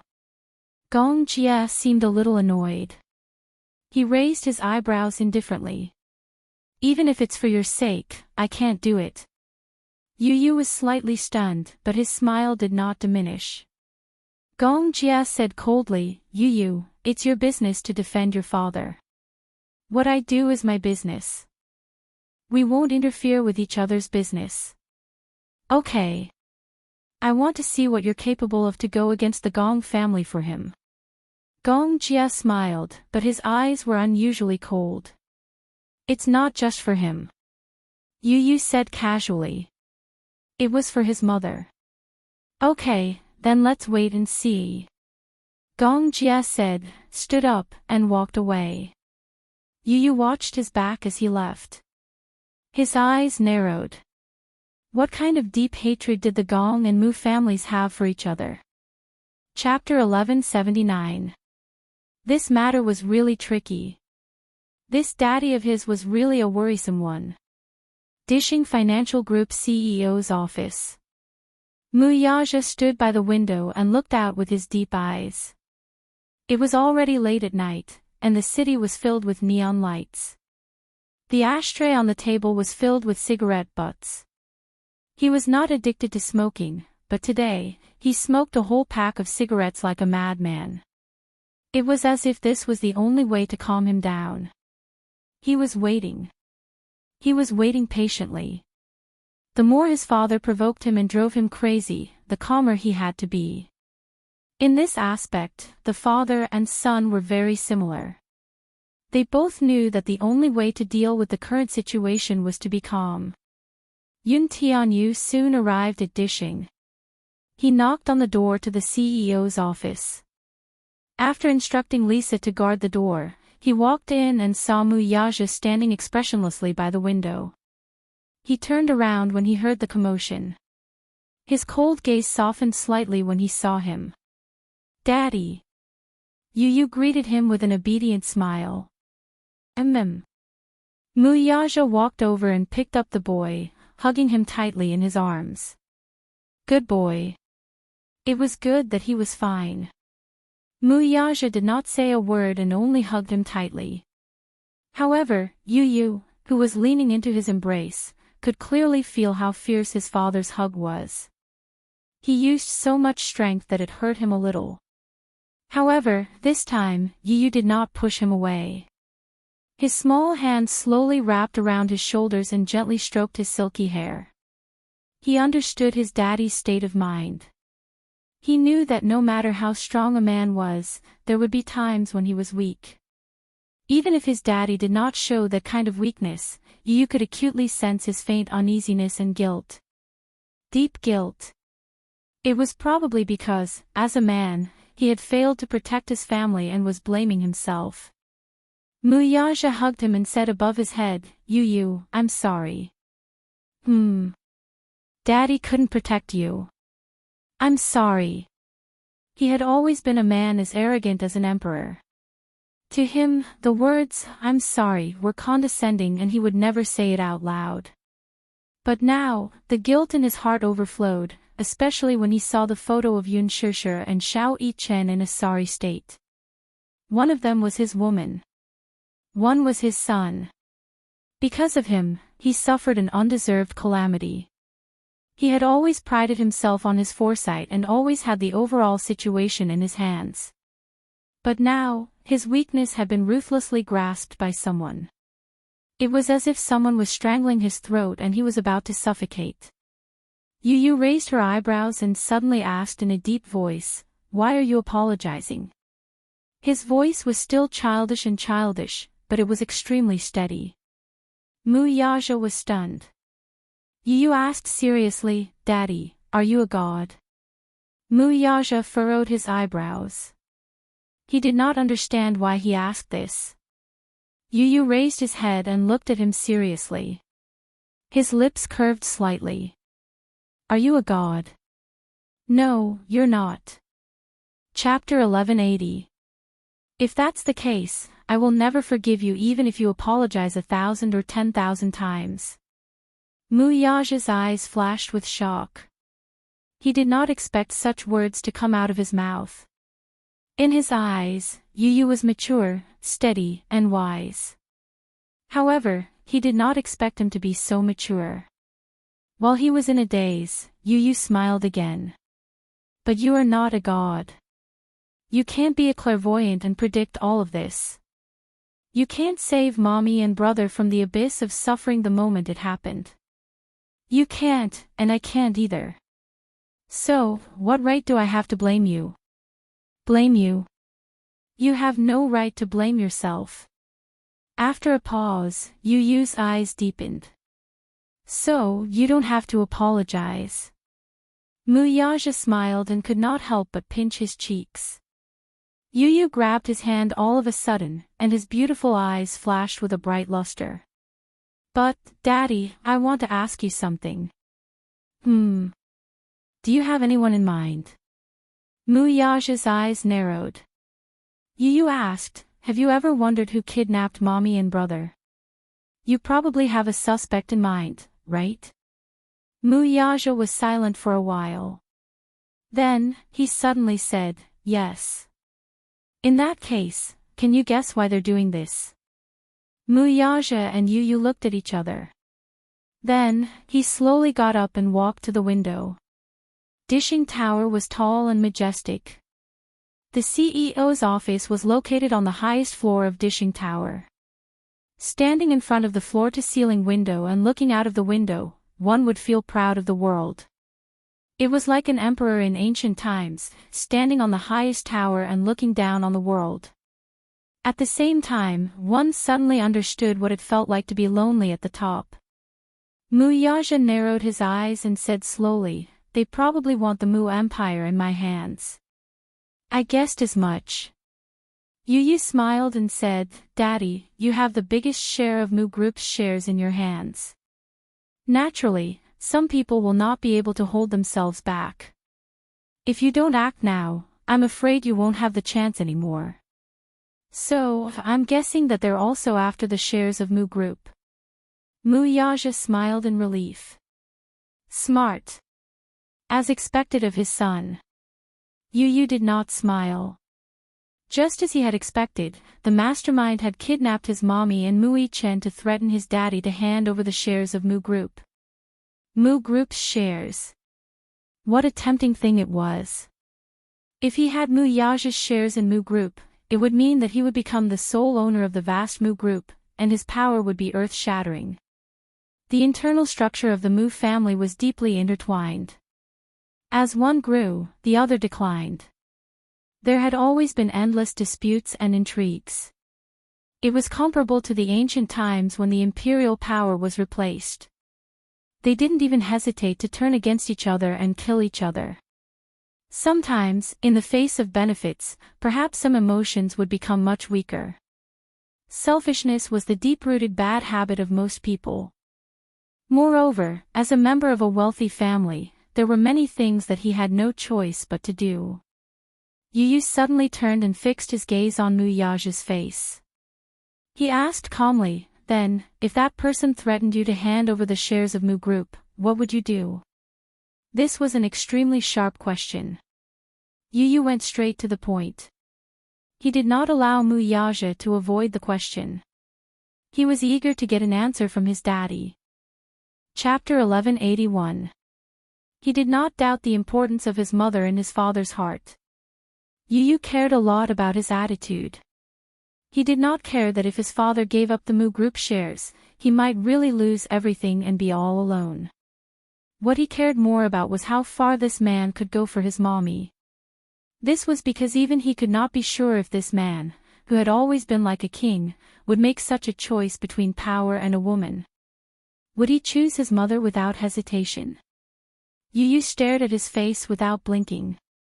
Muyaja lowered his head and looked at him. After a long silence, he suddenly smiled. Do you still need to ask this question? He smiled casually and spoke casually. However, Yu Yu was shocked. He was even more curious about why his father would give him such an answer. Muyaja knew the doubts in this child's heart. He smiled faintly, but his expression was very calm. Without me, the Mu Group will only be a pile of ruins.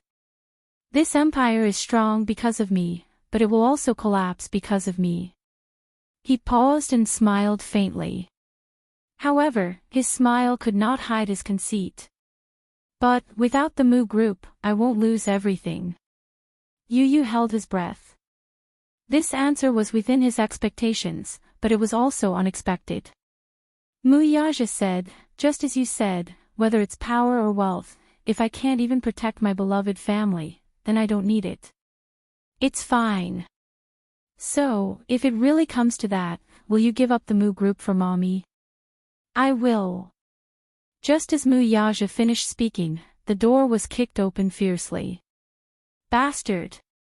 Muyaja and Yu Yu were stunned. They turned around and saw Mu Linfeng striding in with a furious expression on his face. Mu Linfeng had been standing outside the door for a long time and had heard much of their conversation. However, he had obviously heard that sentence. This brat was willing to ruin the Mu family's empire for a woman. He flew into a rage and roared, I won't allow you to do that. Second uncle. Muyaja was surprised. Why did he come back? Mu Linfeng's probing gaze landed on him. His eagle-like gaze was filled with disappointment and disbelief. If he had not heard it with his own ears, he would never have believed that Muyaja would willingly give up his shares of Mu Group for a woman. This answer caused him to be greatly disappointed, and even more so, he was unable to restrain his rage. Was this brat really bewitched by that demon? He walked in front of Muyaja and sat down on the sofa. As he breathed heavily, he looked at him with a scowl. I order you to sever all ties with that woman. Right now. His attitude was commanding in nature, and there was no room for resistance. His tone was urgent, and there was no room for delay. Muyaja's heart sank. His face was as cold as ice as he said coldly, impossible. This was clearly contradicting him. Even if the person sitting in front of him was his second uncle, the powerful second master Mu of the Mu family, and the elder he had always respected from the bottom of his heart. Mu Linfeng was shocked by his icy tone. Then, he glared at him and glared at him. Are you talking back to me? No. How would I dare to contradict you? Chapter 1182. Muyaja retorted, she's my woman, and I'm her man. Second uncle, please don't meddle in our affairs. Mu Linfeng was flabbergasted. Muyaja's attitude was firm, and there was no room for discussion. He did not wish for anyone to interfere in his private affairs. Mu Linfeng became even angrier at her words. I don't care what your attitude is, but you're not allowed to make a decision on this matter. Yaja, this isn't like you. Second uncle has high hopes for you. You shouldn't ruin the Mu group's future just because of some so-called grudge between a man and a woman. I think you're getting more and more muddle-headed. Where did the shrewd you go? What kind of magic does that woman have to make you so bewitched that you're even willing to give up the Mu group's shares for her sake? Do you know what this means? It means that all our hard work over the years has gone down the drain and we've given it to someone else. I single-handedly made you the successor of the Mu family and handed over the Mu group to you. I didn't let you mess around like this. I think that woman is a femme fatale. I order you to sever all ties with her. Don't lose sight of the big picture for the small, you'll regret it sooner or later. As soon as he said that, a layer of frost appeared on his face. Just as he was about to speak, Muyaja pressed on his shoulder. He looked up and said expressionlessly, Second uncle, don't worry. I know what I'm doing. You know what you're doing.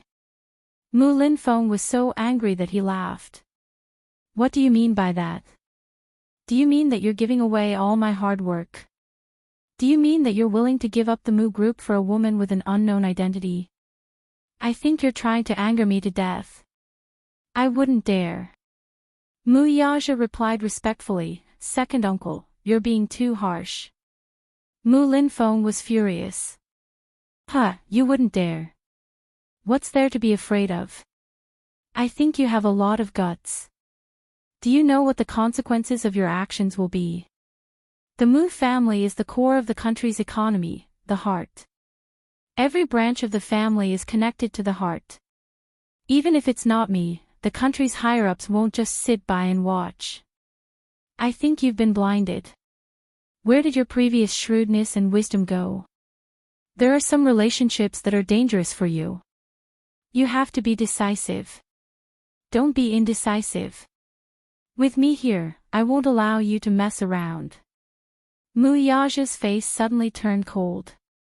Mu Linfeng caught his icy expression. Mu Linfeng was even angrier when he saw this. Why are you giving me such a look? I don't mean anything else. Mu Yaja said coldly, Second uncle, once upon a time, I thought the same as you. In my eyes, love and hatred were like child's play. In the past, he was indifferent to relationships. He didn't believe that there was such a thing as true love that could disregard power and wealth in this world. Does true love really exist? Women, to him, were dispensable. He was so cold that there was even a rumor that he had a hidden illness and couldn't do it. Ha! However, until Yunshishir appeared. She taught him what true love was. She also taught him how to love someone with his heart. Chapter 1183. When he was young, he was full of ambition. To him, life was perhaps only as simple as revenge and survival. He put all his weight into fighting for power and scheming against each other. No matter what orders Mu Linfeng gave him, he had always followed them step by step without any rebellious thoughts. Now, however, there was warmth and weight in his heart. There was also someone he cared about. Yunshishir was the woman he was willing to love with his life. For her, he was not afraid even if he had to give up his life. Why would he be afraid of losing everything? At this thought, Mu Yaja's lips curled up. But now, I don't think so anymore. Second uncle, she's my family, not some dirty woman you're talking about. Ha! Family. Don't tell me that this so-called family member of yours is more important than me. Mu Linfeng laughed, his expression furious. I don't care who she is. You must listen to my orders on this matter. Cut off all ties with her and don't have any contact with her anymore. If you ask me, she's the reincarnation of a vixen who has bewitched your heart. In ancient times, the extravagant King Zhou was also bewitched by a vixen possessed by Daji. He didn't even care about the imperial court. There was also King Yu of Zhou who teased his vassals with a fire beacon just for Bao Xi's sake. Since ancient times, this woman has been a dangerous thing. I'm not forbidding you from touching women, but I'm warning you not to be like those incapable emperors in ancient times and give up your country for a woman. You've always been shrewd and principled. What you've said today has really disappointed me. These words were a little too harsh. Mu Yaja pursed his lips tightly. His handsome face tensed up and a trace of anger appeared on his face. If the person sitting in front of him was not an elder who had promoted him single-handedly and whom he respected, he would have flipped the table in anger and told him to scram. Second uncle, I hope you know that Yunshishir isn't that kind of woman. Mu Linfeng snorted and said stubbornly, I think she's that kind of woman. She's a femme fatale. She's a scourge and a ticking time bomb if she stays by your side. I've miscalculated. I should have gotten rid of her the day I found out about her. In fact, she did have the ability to harm people. You must know that in the past, you knew how to consider the big picture. You would never lose your sense of propriety because of a woman. Mu Linfeng's expression was dignified and his eyes were cold. Yu was enraged when he heard that. If it wasn't for Mu Yaja, he would have slammed the table with this stubborn old man. How dare he say that his mommy is a femme fatale and the reincarnation of a demon? Since when did a person's beauty become a sin? Yu was still angry, but he didn't say anything. Since Daddy had stopped him, he must have his reasons. He didn't say anything because he respected his daddy's decision. Mu Yaja's face turned even colder. He had to admit that whenever it involved Yunshishir, he would always lose his sense of propriety. Because, in his heart, she was special. He suddenly said coldly, ability also means that you need to take responsibility. That's the responsibility and principle that a man should have. If I have to sacrifice the person I love just to consider the big picture, then I don't want this country. So be it. Yu was stunned. He applauded his daddy's words in his heart. That's right. That's what he should say. Chapter 1184. If he had to sacrifice his beloved for the sake of power and wealth, that was simply ridiculous. Mu Linfeng was completely enraged. He slammed the table and stood up. How dare you? Take back what you just said. No. Mu Linfeng was even more exasperated. He frowned and spat coldly. I think you've really lost your mind. Bastard, you're simply a bastard. Are you out of your mind? Second uncle is so disappointed in you. Mu Yaja looked up and met his gaze expressionlessly. Ha! I'm sorry to disappoint second uncle. However, I'm also very disappointed in you. Mu Linfeng's face turned pale with anger. His facial muscles twitched from excessive anger. The cold glint in his eyes was like a sharp sword that could not wait to pierce through him. Remember this. Now that things have come to this, the Mu group isn't just your blood and sweat. At the same time, it's my blood and sweat. Second uncle will never allow you to trample on my blood and sweat like this. With that, he turned around abruptly and slammed the door as he left. Bang! The sound was earth-shattering. The huge office seemed to be shaking. Mu Yaja slowly shut his eyes and sucked in a deep breath of cold air. Yu suddenly hooked his arm around his shoulder. Daddy, good job. But don't worry, even if you don't have the Mu group, you still have me, Mommy, and Xiao Chen. We're a family, and we'll go through thick and thin together. Mu Yaja scratched the bridge of his nose, but his expression was grave. That's not what I'm worried about. Then what is it? Have you ever thought that even if I hand over the Mu group, will that person really hand over the person? The smile on Yu's face faded, and his eyes turned cold. That person. That means you already have a suspect. I think I know who he is. This person was probably the big fish that he had been waiting for all this time. The real culprit behind his mother's death. Ha! After so many years, they were still using such despicable methods. According to the news from the hospital, Grandpa was poisoned. If he hadn't been sent to the hospital in time, his life would have been in danger. And he was no stranger to this method. Back then, his mother had also been poisoned by someone and had been murdered. It was said that the poison in his grandfather's medicine was industrial sodium nitrite. It was a slow-acting poison. If a dose of 0.1 grams was added to the medicine every day, the patient would be poisoned and fall into a coma. In the end, the patient would go into shock and die. As for sodium nitrite, this term was not unfamiliar to him. His mother had also passed away due to sodium nitrite poisoning. After his mother passed away, he had no one to rely on in the Mu residence. For a period of time, he would only take a bite of each dish. The bowls and chopsticks used were all made of silver. Later on, Mu Linfeng took her in. Mu Yaja walked to his desk, but his phone suddenly rang. Chairman Mu, Old Master Mu has passed the critical stage. At the Mu Group's private hospital.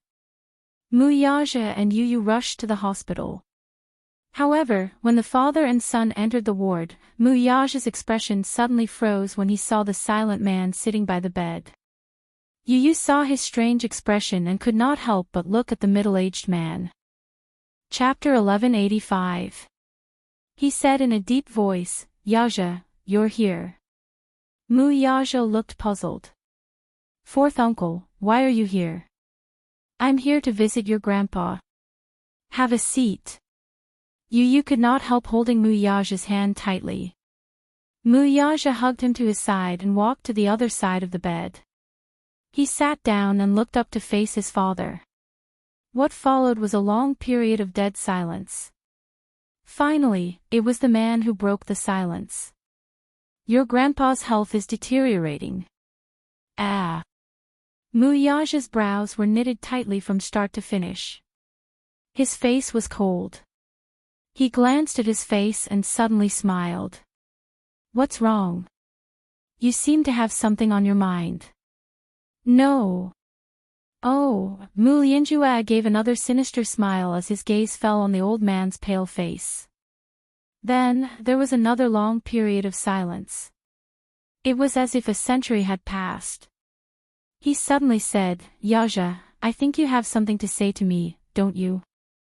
Upon hearing this, Yu narrowed his eyes warily and raised his head to look at Muyaja, only to see the latter's deep gaze on him. It was as if a sharp sword was piercing through him. He composed himself and keenly noticed the slight change in Muyaja's expression. He abruptly turned his head and looked at the man with a sharp gaze. The atmosphere in the room was very delicate. Muyaja suddenly asked coldly, Fourth uncle, how did you know that Grandpa's health has deteriorated? I only found out when the Mu family sent me the news. He. Muyaja went straight to the point. Where is he? Mu Lianjue frowned and looked at him suspiciously. Yaja, what do you mean by this? I'm asking you. Muyaja's eyes glinted dangerously and chillingly. Where is he? Yu was startled and then looked at him suspiciously. Could it be? It's him. Mu Lianjue looked at Muyaja expressionlessly. He did not even look at Muyaja in the eye as he calmly leaned on his cane. I don't know what you're talking about. You understand. Muyaja leaned forward abruptly and grabbed Mu Lianjue's collar. Raising his hand, a pistol appeared in it. Abruptly, he pressed the muzzle of the gun against his forehead. Kacha, the cold and mechanical sound of the gun being loaded rang out, and the pitch-black muzzle continuously emitted cold air. Where are they? He. Mu Lianjue let the man grab him by the collar and let out a chilling laugh. Then, he burst into uncontrollable laughter.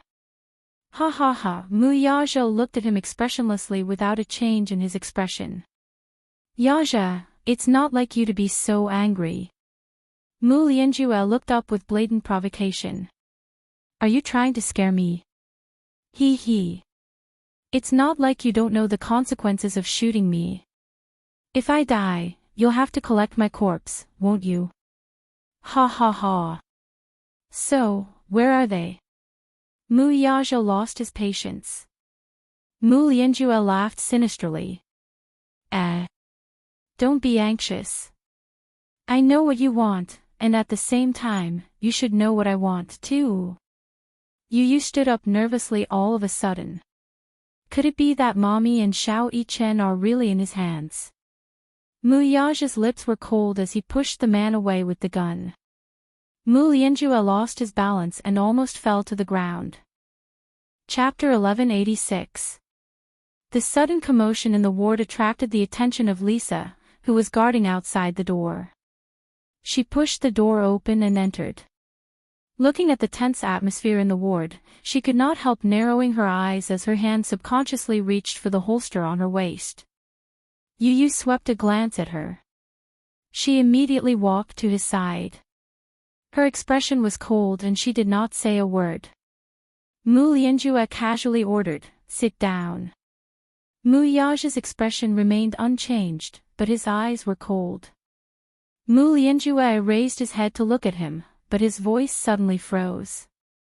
Sit down. It was clear that he wanted to negotiate with him. Muyaja smirked and expressionlessly returned to his seat. No matter how hard he tried to restrain himself, however, his hands were still trembling uncontrollably. It was this man. The culprit who caused his mother's death.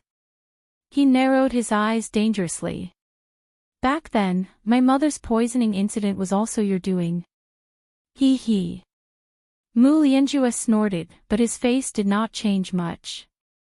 He calmly glanced at him from the corner of his eyes and cruelly spat out 2 words. That's right.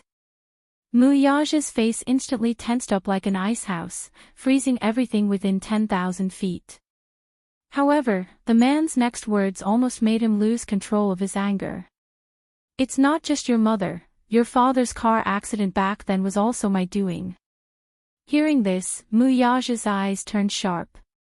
He abruptly raised his head and stared at the other with a chilling gaze. Almost gritting his teeth, he questioned, "What did you say?" "What? Are you very surprised?" "You should have heard what I said earlier very clearly." Mu Lianjue, however, did not show any fear on his face. Instead, he asked nonchalantly, "What?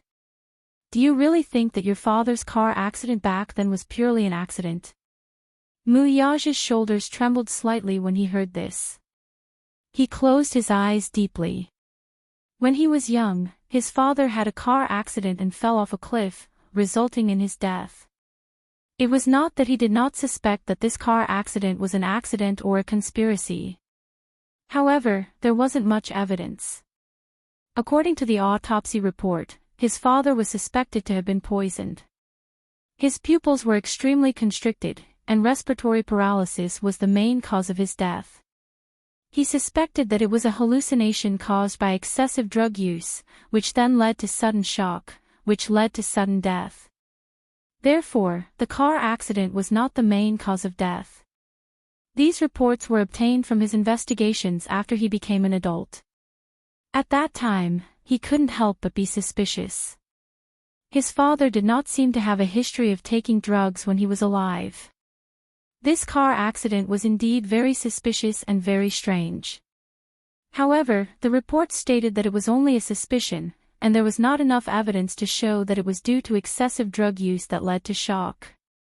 He didn't expect that his father's death was also his doing. Mu Lianjue. Mu Yaja was nearly paralyzed by anger. He subconsciously tightened his grip on the gun, raised his hand, and aimed at him. His fingers trembled as he pulled the trigger. His eyes were completely bloodshot. Despite being pointed at by the gun, Mu Lianjue's face remained calm. It was as if he was certain that the man would not shoot him dead. He. You don't have to bluff, I know you won't shoot. Mu Yaja clenched his fists so tightly that his knuckles cracked. His handsome face was ghastly pale. Chapter 1187. Mu Lianjue looked at the unconscious man on the bed with a vicious gaze. If it weren't for him, I wouldn't have to go through all this trouble to pass the Mu family's head position to Mu Lianqing. Shut up! Mu Yaja bellowed. Even the unconscious Mu Xing seemed to be shocked by his anger. His eyelashes twitched violently, but he still showed no signs of waking up. These aren't excuses. He. Excuses. What excuses? Mu Lianjue stood up angrily. His pair of eagle-like eyes glared at him as he pointed at Mu Xing with a sinister expression. Back then, he personally promised me that I'm the true heir of the Mu family. What happened in the end? What happened in the end? In the end, just because I'm a concubine's son, that old thing actually went back on his word and chose Mu Lianqing as his heir. Why? Is it because Mu Lianqing and Jiang Yishan have a marriage alliance and are relying on the Jiang family's power? Or is it because he's the son of the main wife and has a noble status while I, a concubine's son, deserve to be looked down upon? Mu Lianjue's face burned with fury as he spoke. His voice was thunderous as if it had exploded. In terms of ability and means, how am I inferior to Mu Lianqing? I'm clearly more outstanding than him and more qualified to be his heir. Just because I'm a concubine's son. All the hard work I've put in is being slandered by these two words so easily. On what basis? I want to ask you, on what basis? So, you murdered my father. Mu Yaja's emotions gradually calmed down. He quickly calmed down and looked at him coldly. Yes. Mu Lianjue gritted his teeth. His facial muscles trembled due to his excessive anger. Why did you do that? Mu Yaja questioned coldly. My father has always been aloof from worldly affairs. As long as you say the word, he'll give up the family head position. Give up. Mu Lianjue laughed in anger, his eyes cold. Give up. What does he think I am? Does he think I'm a beggar? A beggar? Does he think I'm so pitiful that I need his pity and charity? I don't need him to give it up to me. That's because the Mu family's inheritance rights should belong to me. Mu Yaja was silent. Mu Lianjue suddenly laughed sinisterly. Do you know how it feels? What right does Mu Lianqing have to effortlessly obtain the things that I've used all my strength to fight for? Why is it that the things I value as much as my life are as light as a feather in his eyes? Is he mocking me? Mu Lianjue's heart sank completely as he bellowed, I don't need his charity or pity. He snatched what was mine and still didn't care about it. Isn't this a great humiliation to me? Ha ti. What? Mu tss. What? What sss? What right t est est s is s to ts ssssss moos. Mu Lianjue laughed sinisterly. Yaja, if you want to blame someone, don't blame me for being ruthless. It's this muddle-headed old thing's fault. Since he wants to do this, then I'll let him have a taste of the pain of losing the one he loves. Mu Yaja narrowed his eyes dangerously. Chapter 1188. Back then, Mu Lianjue had already been listed as one of his suspects. It was not because of anything else. From the analysis of Mu Wanru's fake DNA report, only Mu Lianjue had the ability to do so.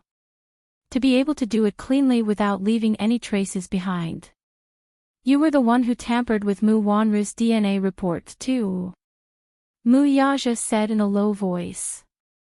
However, this was not a question but a statement. Mu Lianjue glanced at him and coldly tugged at the corner of his lips. You already know. You're just using Mu Wanru to kill Grandpa like how you killed my mother back then, aren't you? Mu Yaja's handsome face was as cold as ice. His pair of cold eyes, in particular, were piercingly cold as they ruthlessly glared at him. Why did you do that? He. I want him to have a taste of what it feels like to have his loved ones destroyed one by one. It must be very painful. Mu Lianjue laughed sinisterly. Before this, the person Mu Xing valued the most was Mu Lianjue. The one he doted on the most was Mu Lianqing. His love went deep into his bones. Love the house, love its crow. He also doted on Jiang Yishan. Hence, he killed Mu Lianqing. He also plotted against Jiang Yishan. Even Mu Qingqing. There was also Mu Qingqing's biological daughter, Yun Shishir. He wanted to ruthlessly destroy the most important things in Mu Xing's heart one by one before his eyes and let him have a taste of this unbearable pain. What was more painful than torturing a person was torturing a person's heart. Mental torture was what truly destroyed the heavens and earth. This old thing's life is really tough. Still, this isn't bad either. I'll let him see with his own eyes how the Mu Empire, which he values the most, will be destroyed in his hands. The position of the Mu family's head should belong to me. If he doesn't give it to me, then even if I have to resort to unscrupulous means, I'll snatch it back. Yu Yu's chest heaved violently as she glared fiercely at him, her whole body trembling uncontrollably. Mu Lianjue paused for a moment to size up Mu Yaja's frosty eyes before sneering. He. Take a guess. If this old thing knew that he had always taken the thief as his daughter, and that Mu Wanru was not Mu Qingqing's biological daughter, he would have loved her dearly. However, Mu Qingqing's real flesh and blood had been destroyed by him. How painful must that have been? And when he learns that Yun Shishir is Mu Qingqing's real flesh and blood, how heartbroken will he be? On the bed, Mu Xing's turbid eyes widened. A deep voice sounded indifferently, What is going on? Mu Lianjue and Mu Yaja looked at the bed. Mu Xing struggled to prop himself up from the bed. His blurry eyes could not hide his anger. What do you mean by that? What happened to Lianqing? Were you the one who killed Ishan? Where was Qingqing? Could it be that Qingqing is also? As he spoke, his eyes turned bloodshot as he reached out to grab Mu Lianjue's arm. Mu Lianjue's eyes sharpened as he waved his hand to shake him off.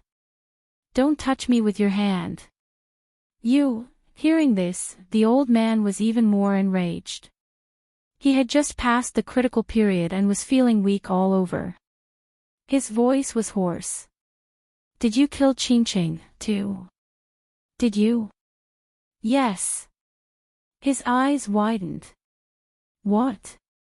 Back then, Mu Qingqing's car's brakes malfunctioned and it fell off the cliff because I tampered with her car. Chapter 1189. B** starred. Mu Xing bellowed with all his strength.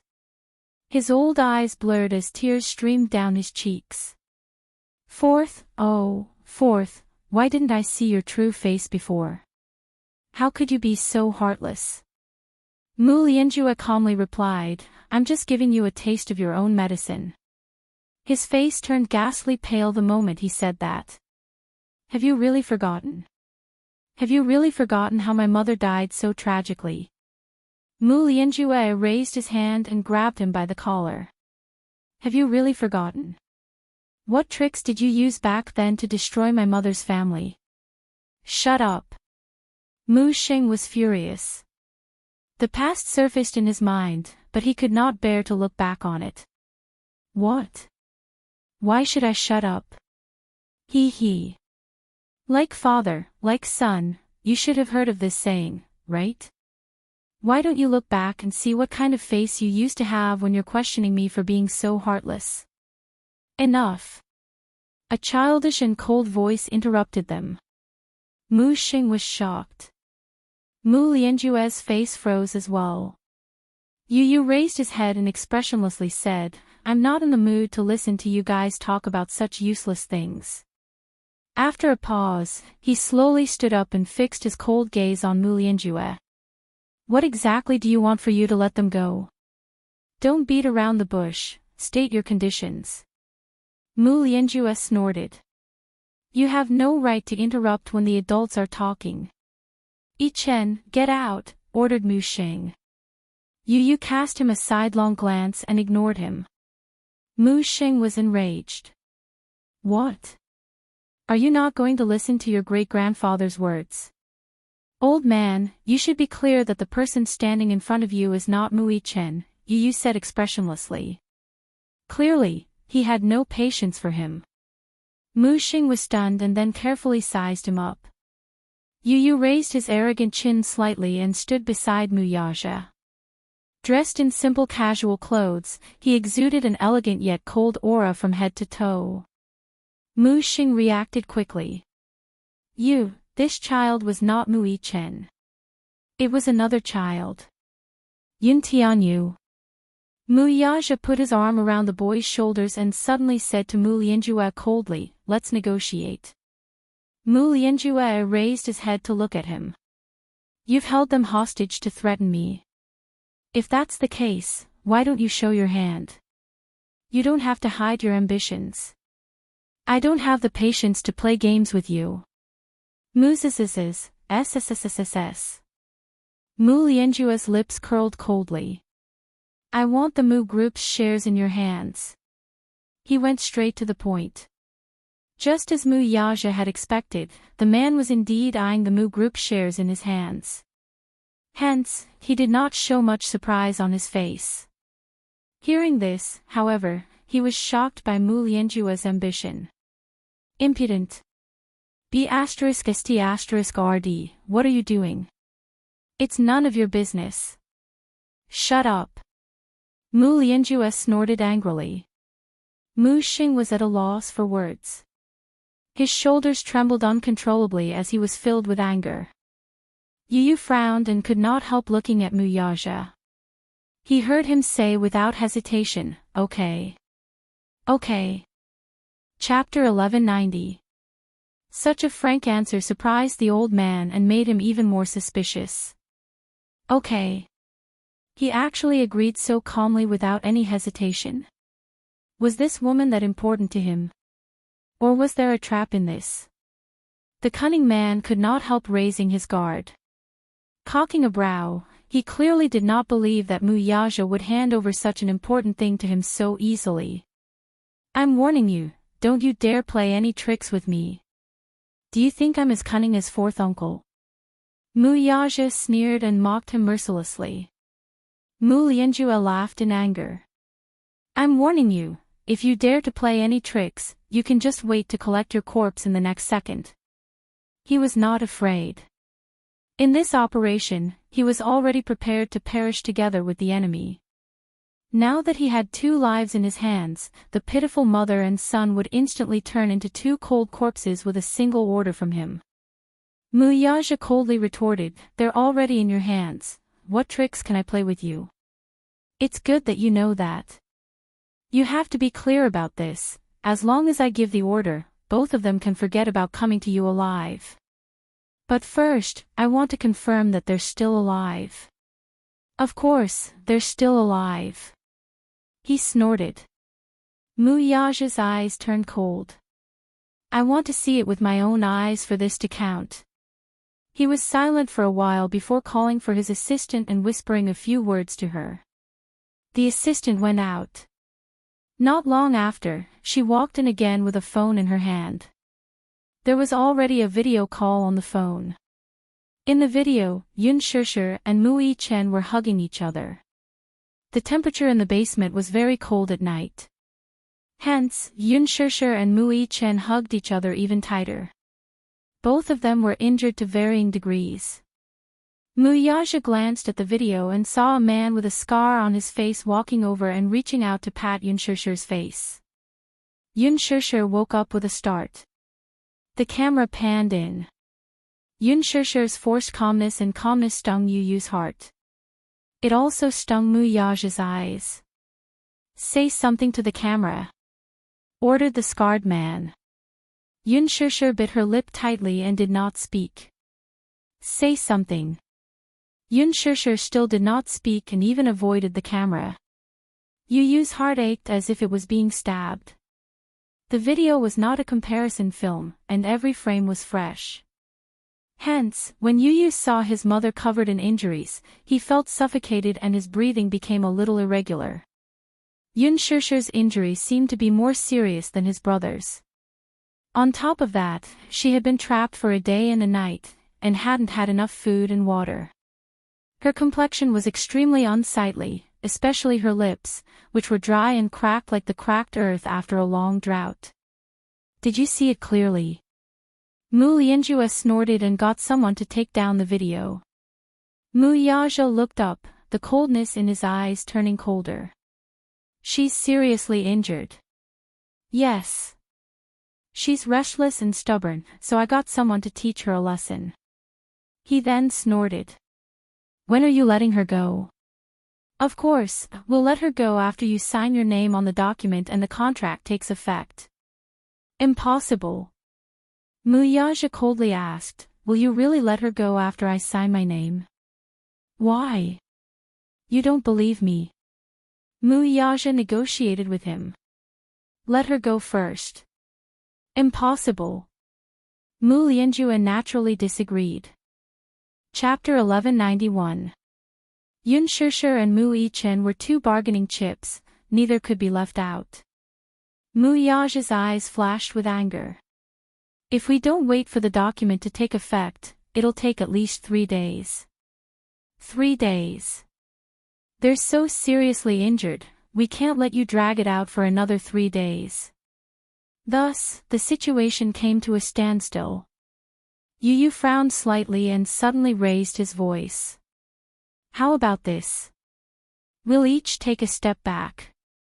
You let one of them go first, and after the document is signed, you let the other one go.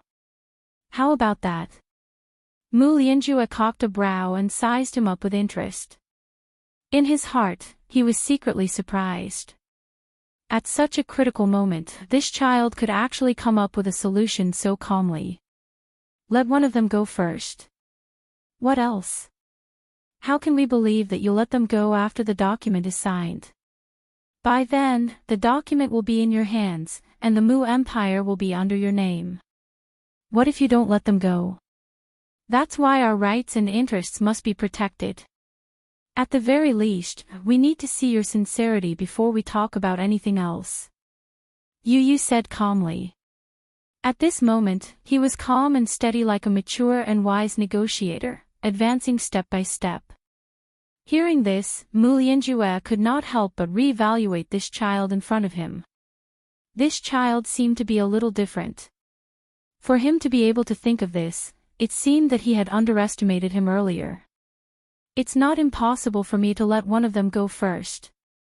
Mu Lianjue pondered for a moment. Yu stared at him nervously. Then, he heard him say casually, however, there must be an exchange. Mu Yaja cocked a brow. What kind of exchange? Use him in exchange for Yun Shishir. This is fine. He pointed at Yun Tianyu and said in a low voice. Yun Tianyu, fine. Mu Yaja, no. The father and son spoke at the same time, but their attitudes were completely different. The two men looked at each other, and Mu Yaja bellowed, are you crazy? Yun Tianyu frowned. What? I won't allow it. Mu Yaja said coldly, but his tone didn't allow anyone to object. What kind of father would personally send his child into the tiger's den? He couldn't just watch as Yu put herself in danger. It was impossible to make an exchange. Use him in exchange for Yun Shishir. After the signing of the documents, release another one. Once the document comes into effect, I will release both children. What do you think? Mu Lianjue's lips curled into a confident smile. Mu Yaja's expression was frosty. Before he could open his mouth, he heard the other say nonchalantly, if you don't agree, then there's no need for further discussion. I agree. He answered. Mu Yaja was furious. Shut up. I won't allow that. Yu's face stiffened. She could see the anger on his face. Mu Lianjue merely smiled. I'm very busy and have something on, so I'll take my leave first. Let me know your answer when you have the results. With that, he slowly stood up. The ward door opened, and he slowly left, surrounded by a group of bodyguards in suits. Mu Yaja stood up abruptly and walked to the window. Even though he tried to restrain himself, he still could not suppress his anger and punched the window. Slash, a sound was heard. A few snowflake-like cracks immediately appeared on the window. Mu Xing leaned against the bed, his hawk-like eyes sharp. What exactly happened? Tell me. Mu Yaja turned around abruptly. His slightly messy black hair covered his pair of sharp eyes. Chapter 1192. Just focus on recuperating. You don't have to worry about anything else. With that, he turned around, carried Yu in his arms, and left. Mu Xing lay limp on the bed as if he had lost all his strength. His face was sickly pale and lifeless. In the car. Yu turned his head to look at the passing scenery outside the window. Suddenly, his childish voice said in a low voice, Daddy, if you want to talk about the hostage exchange, then shut up. Don't mention it. Yu, however, said, Mommy is seriously injured. I can't watch her continue to suffer. I want to ensure her safety first, so it's not a bad idea to exchange the hostage with Mu Lianjue. At a red light at a crossroad, Mu Yaja stepped on the brakes, and the car came to a steady stop. He turned around and stared at him. Yu, don't overestimate yourself. I admit that you're smart, but no matter how smart you are, you're still a weak child. I can't lose your mommy, and similarly, I can't lose you and Mui Chen. Yes, I understand. You're worried that my life will be in danger. Mommy's injuries are so serious, though. Can you really watch? No. Don't say any more. Muyaja clenched his fists tightly. I can't lose anyone. Me, too. Yu frowned, feeling a little agitated. Daddy, I'm the same as you, I can't lose anyone. You, Mommy, Xiaoyi Chen, and I can't lose anyone. After a pause, he suddenly closed his eyes and gently placed his small hand on Muyaja's. It was as if he was silently giving him strength.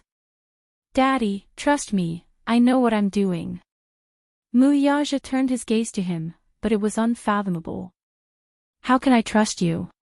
Trust that you won't be in danger. The heartache in his eyes was so real and hot.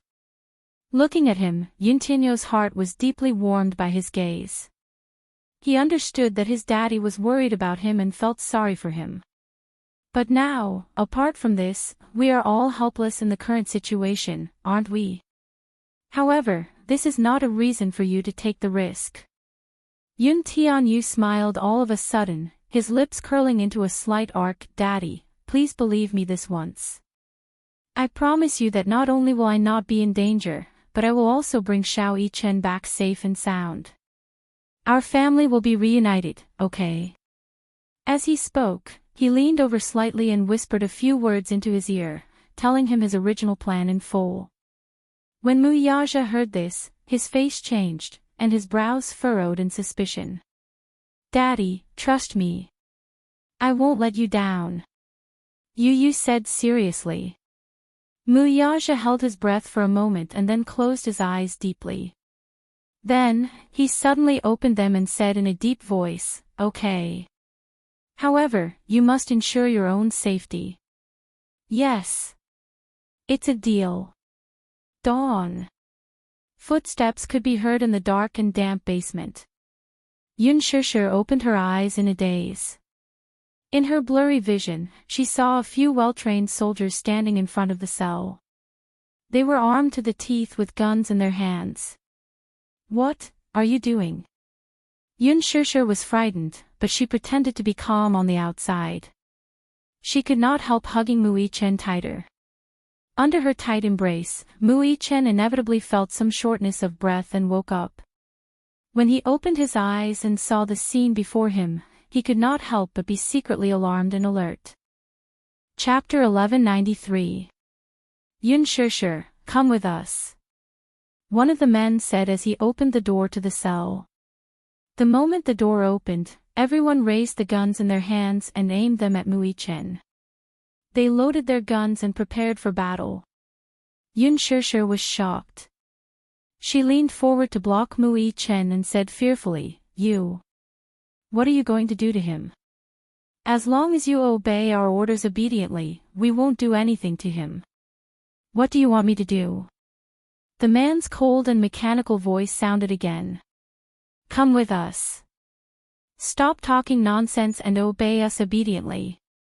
Yun Shishir's body trembled slightly. Then, she stood up slowly and looked at them warily. Hurry up, move faster. Don't waste time. The man shouted angrily again. Yun Shishir took a deep breath and suppressed the uneasiness and nervousness in her heart. She walked towards them. Mui Chen stood up abruptly, hugged her, and scanned the room coldly. What are you doing? What are you trying to do by asking Mommy to go with you? The man said angrily, Stop talking nonsense.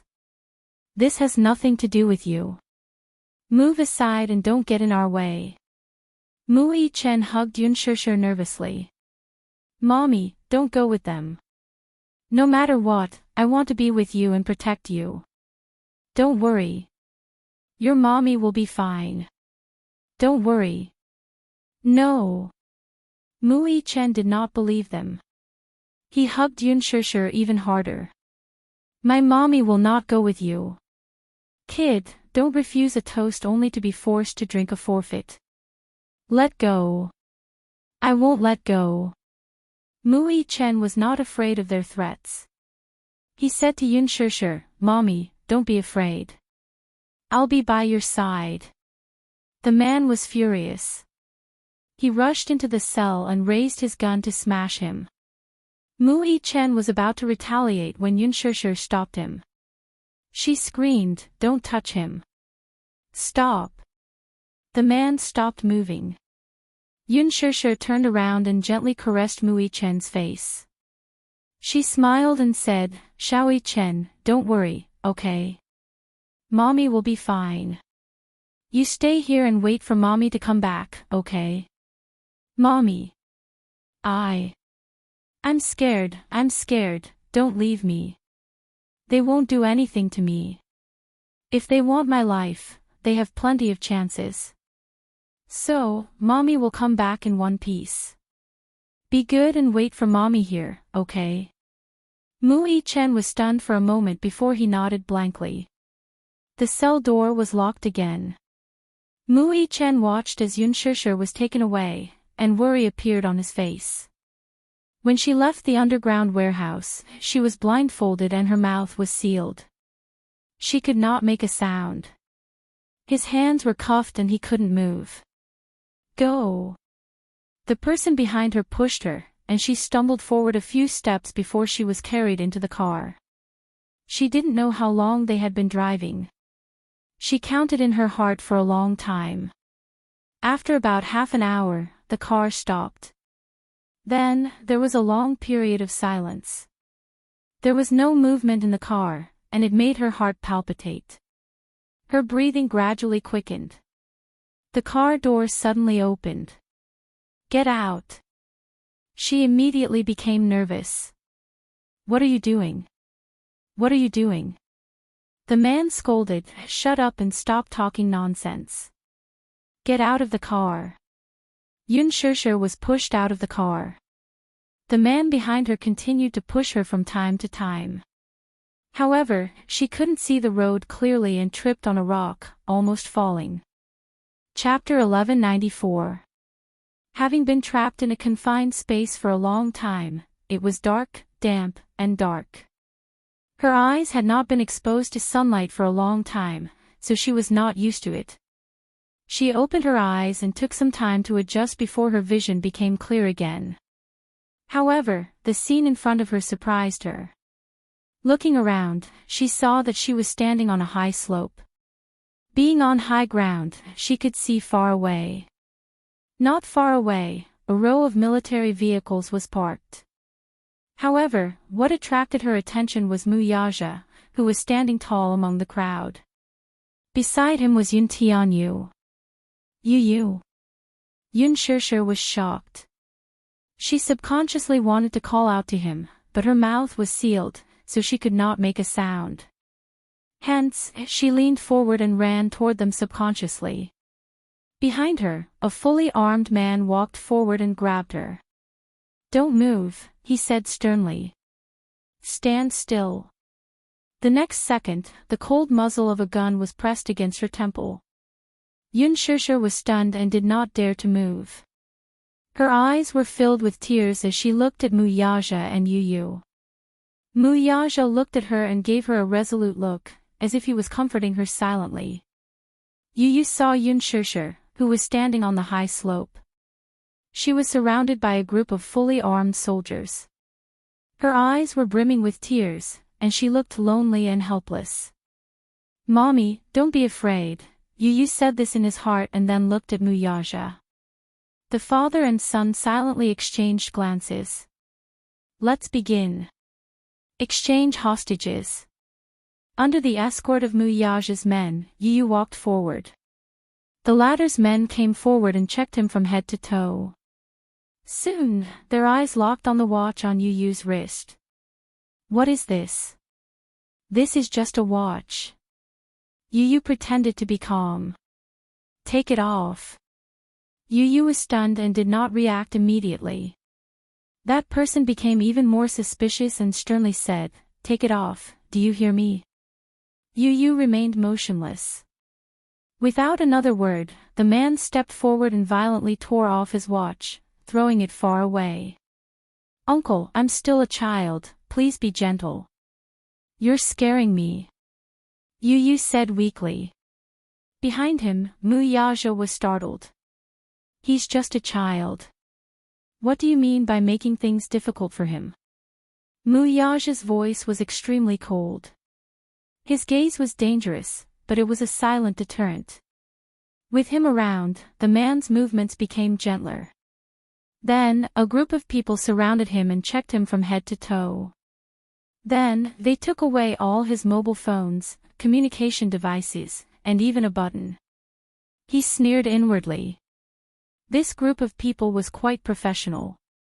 Not even a single button was spared. He had indeed installed a GPS chip in the button, but this group of people did not leave a single button untouched. "Uncle, will you only be satisfied after taking off all my clothes?" Yu asked softly and blinked innocently. That person snorted and ignored him. He then took out a pair of handcuffs and handcuffed his hands. Following that, he covered his eyes and pushed him. Yun Tianyu obediently followed them. At the same time, Yun Shishir was pushed over by the people on the other side. The two groups of people approached each other. Chapter 1195. Yun Tianyu obediently followed them. At the same time, Yun Shishir was being pushed over by those people. The two groups of people approached each other. Yun Shishir was startled to see Yun Tianyu being held hostage as they walked over. She was a little surprised, and a trace of panic flashed across her eyes. She stared unblinkingly at Yun Tianyu. Seeing that he was being pushed in their direction, she became increasingly nervous. What were they trying to do? Why were those people handcuffing Yu and blindfolding him? Yun Shishir had an ominous feeling in her heart. She widened her eyes and struggled to run toward him, but she was stopped and pulled back to her original position. What were they doing? She wanted to cry out in alarm, but in the end, she could only utter a few scattered words when the words reached her mouth. Woo woo, woo woo. Yun Shishir tried her best to speak, but her mouth was sealed, so she could not utter a complete and coherent sentence. The man beside her pushed her shoulder and bellowed, "Stay still and don't move. Walk forward." Woo woo. Yun Shishir refused to comply. She did not know what they were trying to do. Why were they handcuffing Yu? Why were they blindfolding him? Could it be, were they exchanging hostages? This thought flashed across Yun Shishir's mind. She suddenly stopped in her tracks and refused to move. However, the people behind her pushed her hard, and she stubbornly refused to move. She could not exchange hostages. Absolutely not. She could not let Yu be exchanged with her. Yu was still so young and weak. How could he withstand such hellish torture? Who was the one who requested this? Was it Mu Yaja? As she thought of this, she turned to look at Mu Yaja abruptly. Her eyes flashed with anger, followed by disbelief. Why did he do this? Why did he push Yu into this abyss of suffering? What was he thinking? Walk forward and don't stop. Go. The person behind her continued to push her. However, Yun Shishir clenched her teeth tightly. Tears gushed out in an instant. She refused to move forward. No matter how hard they pushed her, she refused to obey. Yu turned his head in the direction of the sound. His hearing was very sharp, so he immediately heard the sound of body contact coming from Yun Shishir's direction. Don't touch her. Yun Tianyu suddenly shouted. Yun Shishir was stunned, but Yu said slowly, "Mommy, do as they say. Go back to Daddy and you'll be safe." What did he mean? What about him? Where was Xiao Chen? Yun Shishir's thoughts were in a mess for a moment. There were too many things she didn't understand. She did not know what Yun Tianyu and Mu Yaja were thinking. She only knew that since she had implicated Xiao Chen, she could not implicate Yu as well. Hence, even though Yu said so, she could not move her feet. Mommy, listen to me, okay? Yu's eyes were covered. He could only turn toward her based on the sound of her voice. His lips curled into a smile, but his expression was calm and elegant. "Mommy, don't worry about me. I'll be fine. Trust me now. Just this once, okay?" "No. No." Yunshushu shook her head with all her might as tears streamed down her face. No mother would stand by and watch her child put in danger. She would not do that, all the more. Yun Tianyu knew very well that with his mother's stubborn character, she would not listen to him. Chapter 1196. Yu Yu had a sense of propriety. He would not allow himself to take risks if he was not fully confident. However, Yun Shushu did not know much about him. Her impression of him was that he was obedient, sensible, and innocent. She did not know if he had such capabilities. Hence, she would not watch him take risks. Hence, he said, "Hold on. I want to talk to my mommy." "No." The man beside him rejected his request expressionlessly. "Why not?" Yu Yu pretended to be aggrieved and frightened. "I can't even say a few words. Are you afraid that we'll play some tricks?" That person did not speak. Yu Yu sneered. "A weak woman and a 7-year-old child. Moreover, you have so many men. How can we not be careful when we're right under your noses?" That person was silent for a moment. He turned around and discussed with the leader. Then, he turned around and agreed. "You have 1 minute." "Okay." That person brought Yu Yu to Yun Shushu. Yun Shushu rushed to his side and squatted down. She raised her hands, wanting to hug him, but she could not do so because her hands were handcuffed. Hence, she could only hold his hands tightly. "Woo woo, mommy, mommy." Yu Yu raised his handcuffed hands and caressed her blood-stained face. His heart ached as he wiped away the tears at the corner of her eyes. His fingertips brushed across her cheeks and carefully wiped away the bloodstains. "Does it hurt?" The heartache in his eyes could not be hidden. Yu Yu's eyes were a little wet. He was a patient person and rarely shed tears. However, when he saw the shocking injuries on Yun Shushu's body, he could not stop his tears from welling up. D***. Why did she have so many injuries? Yun Tianyu's heart was in excruciating pain, as if it was being pierced by needles. When Yun Shushu heard this, she shook her head as though she wanted to tell him that she wasn't in pain, not at all. Yun Tianyu did not know whether to laugh or cry. He smiled helplessly. How could it not hurt? Mommy is a liar. She must be in a lot of pain with so many injuries. Pausing for a moment, a chilling glint flashed across his eyes. Hatred as sharp as a knife flashed across his eyes.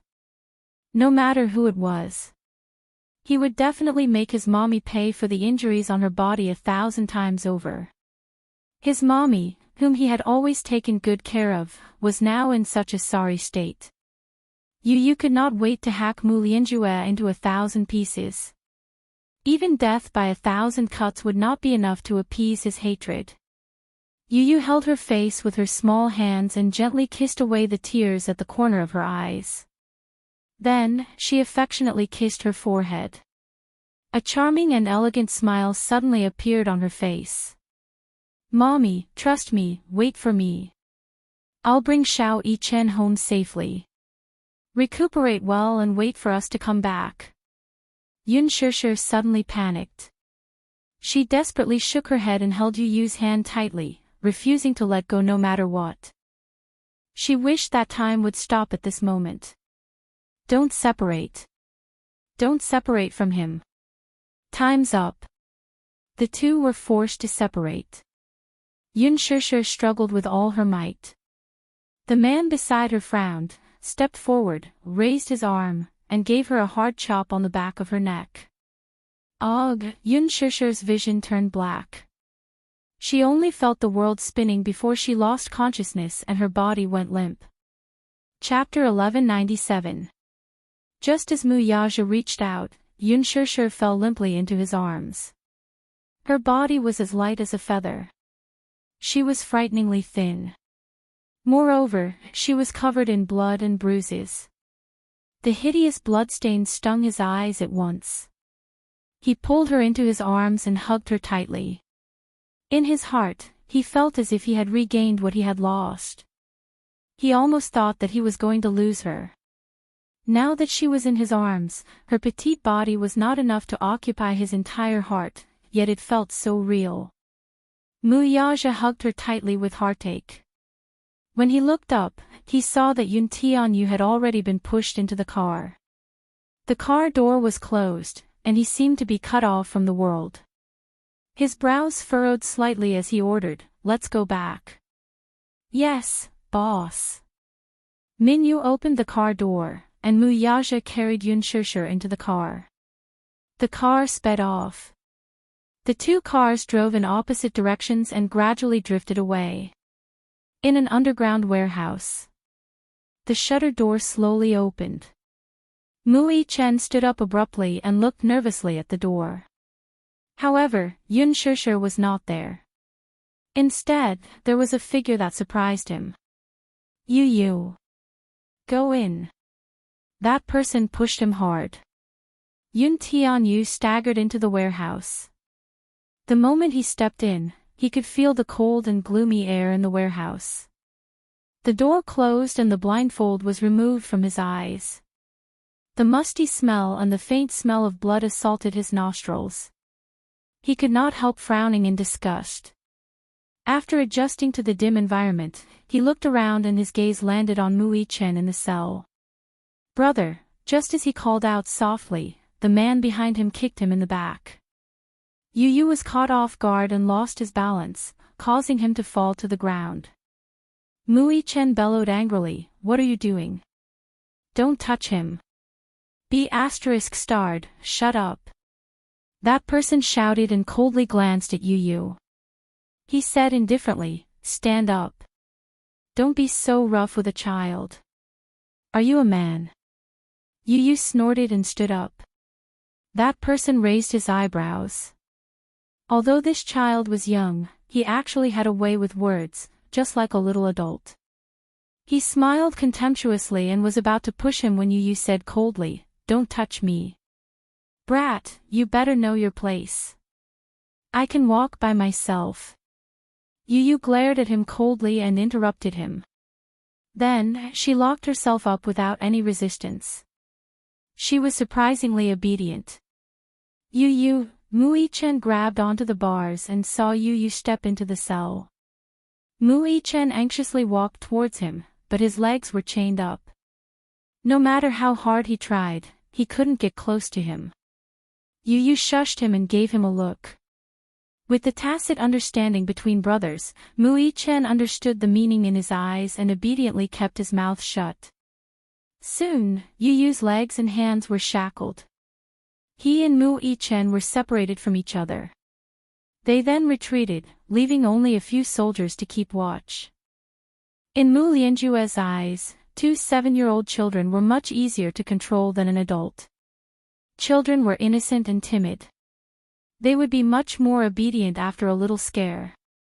That was what he thought. The sky soon turned dark. After a long period of concentration, the few soldiers who stayed behind to keep watch gradually felt sleepy. Chapter 1198. Even though they were well-trained soldiers, they were still made of flesh and blood after all. They were not machines made of steel. Hence, they would feel tired. In addition, watching over the two children was an extremely boring task in their eyes. How big of a commotion could the children cause? Hence, they let down their guard a little and walked to the door in 2s and 3s. Each of them had a cigarette and started chatting. Yu and Mui Chen looked at each other. Mui Chen had rested his eyes last night and his condition had improved. During the day, the scar-faced man had fed him a bowl of porridge. Hence, he had regained some of his strength. He had been training in the special training camp since he was young. Hence, his physical strength was amazing. Especially his recovery speed, it was jaw-dropping. Although he was seriously injured, most of them were external injuries. There were no injuries to his tendons or bones. At most, it was just some physical pain. He did not care about it at all. Yu Yu sized him up. Seeing that he was injured all over, he frowned with pity. "Brother, does it hurt?" Mui Chen was stunned. This was not the first time Yu Yu had called him a brother. However, this time, it was different from before. There was a rare tenderness and pity in Yu Yu's eyes. He did not even try to hide the heartache in his eyes. Mui Chen felt a warmth in his heart. His thin lips curled up, but he did not mind. "It doesn't hurt. It's just a small injury." Yu Yu's gaze changed, but he doubted his words. "Small injury? I've suffered more serious injuries in the past. Don't worry about me." Mui Chen comforted him gently. Yu Yu felt a stab in his heart.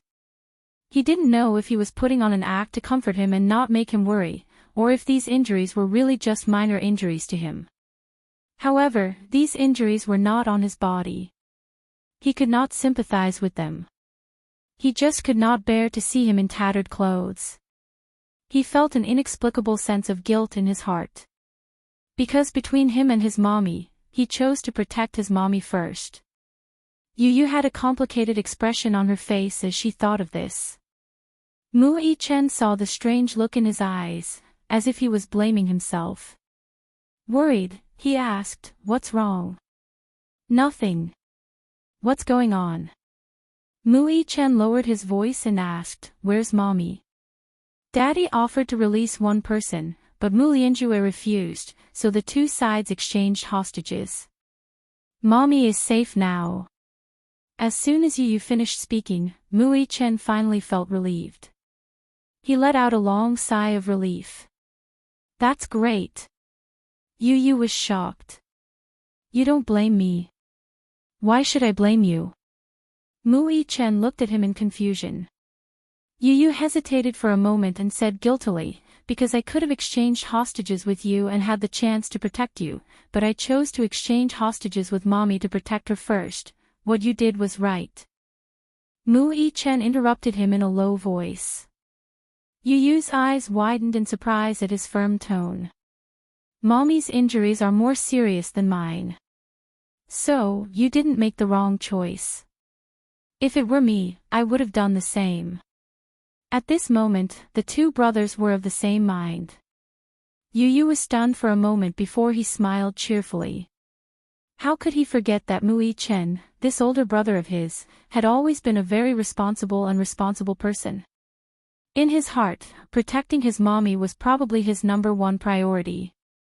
Chapter 1199. Hearing this, Mui Chen's heart warmed. It was as if countless streams of warmth had gushed into his body, causing his originally cold body to warm up. He tilted his head, seemingly trying to scare him. "Aren't you afraid?" Yu Yu turned around. His eyes were calm and steady as he said slowly, "You're kidding." His words, however, revealed the leisurely and elegant posture of a king, calm and unhurried. For some reason, even though he had such a young and tender face, his every frown and smile gave off a feeling that he was surrounded by mountains and surrounded by stars. "What should we do now?"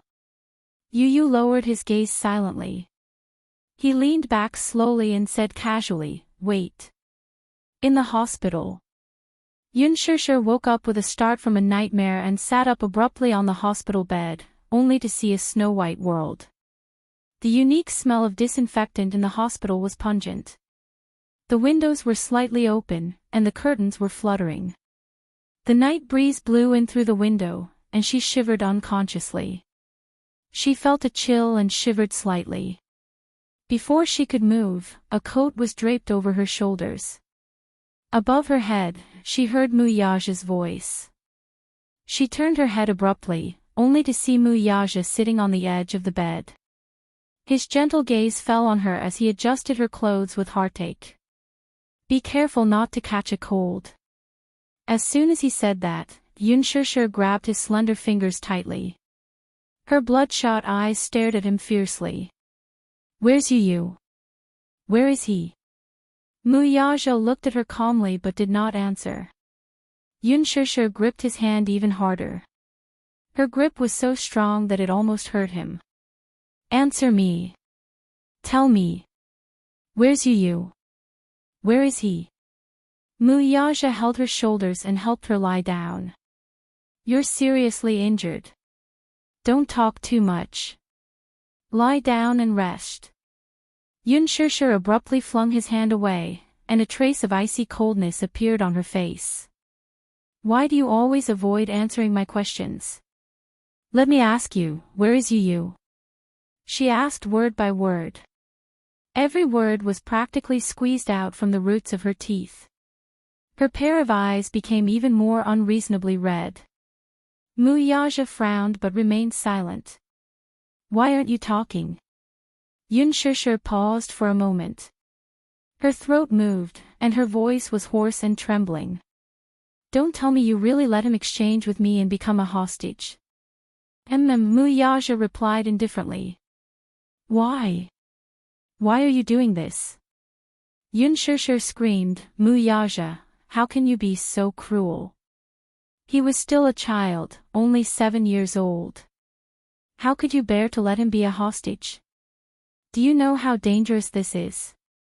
She was agitated and anxious. Her pale face had green veins popping out. Her skin was so pale that even the blood capillaries could be seen clearly. She was extremely haggard. Muyaja looked at her deeply. Suddenly, he said in a deep voice, I know. You know. If you know, why did you still do this? Are you crazy? Are you crazy? She questioned him crazily at the top of her lungs. His sullen face made her even angrier. She grabbed a pillow from the side and threw it at him. How can you be like this? I hate you, I hate you. Her movements were so intense that the wound on her waist that had just been stitched up split open, and dark red blood seeped out of it. Her body was injured to varying degrees. Chapter 1200. Among them, there was a deep wound on her waist that required 5 stitches. There was a wound on her ankle that required 4 stitches. There were bruises all over her body and her shoulder was dislocated.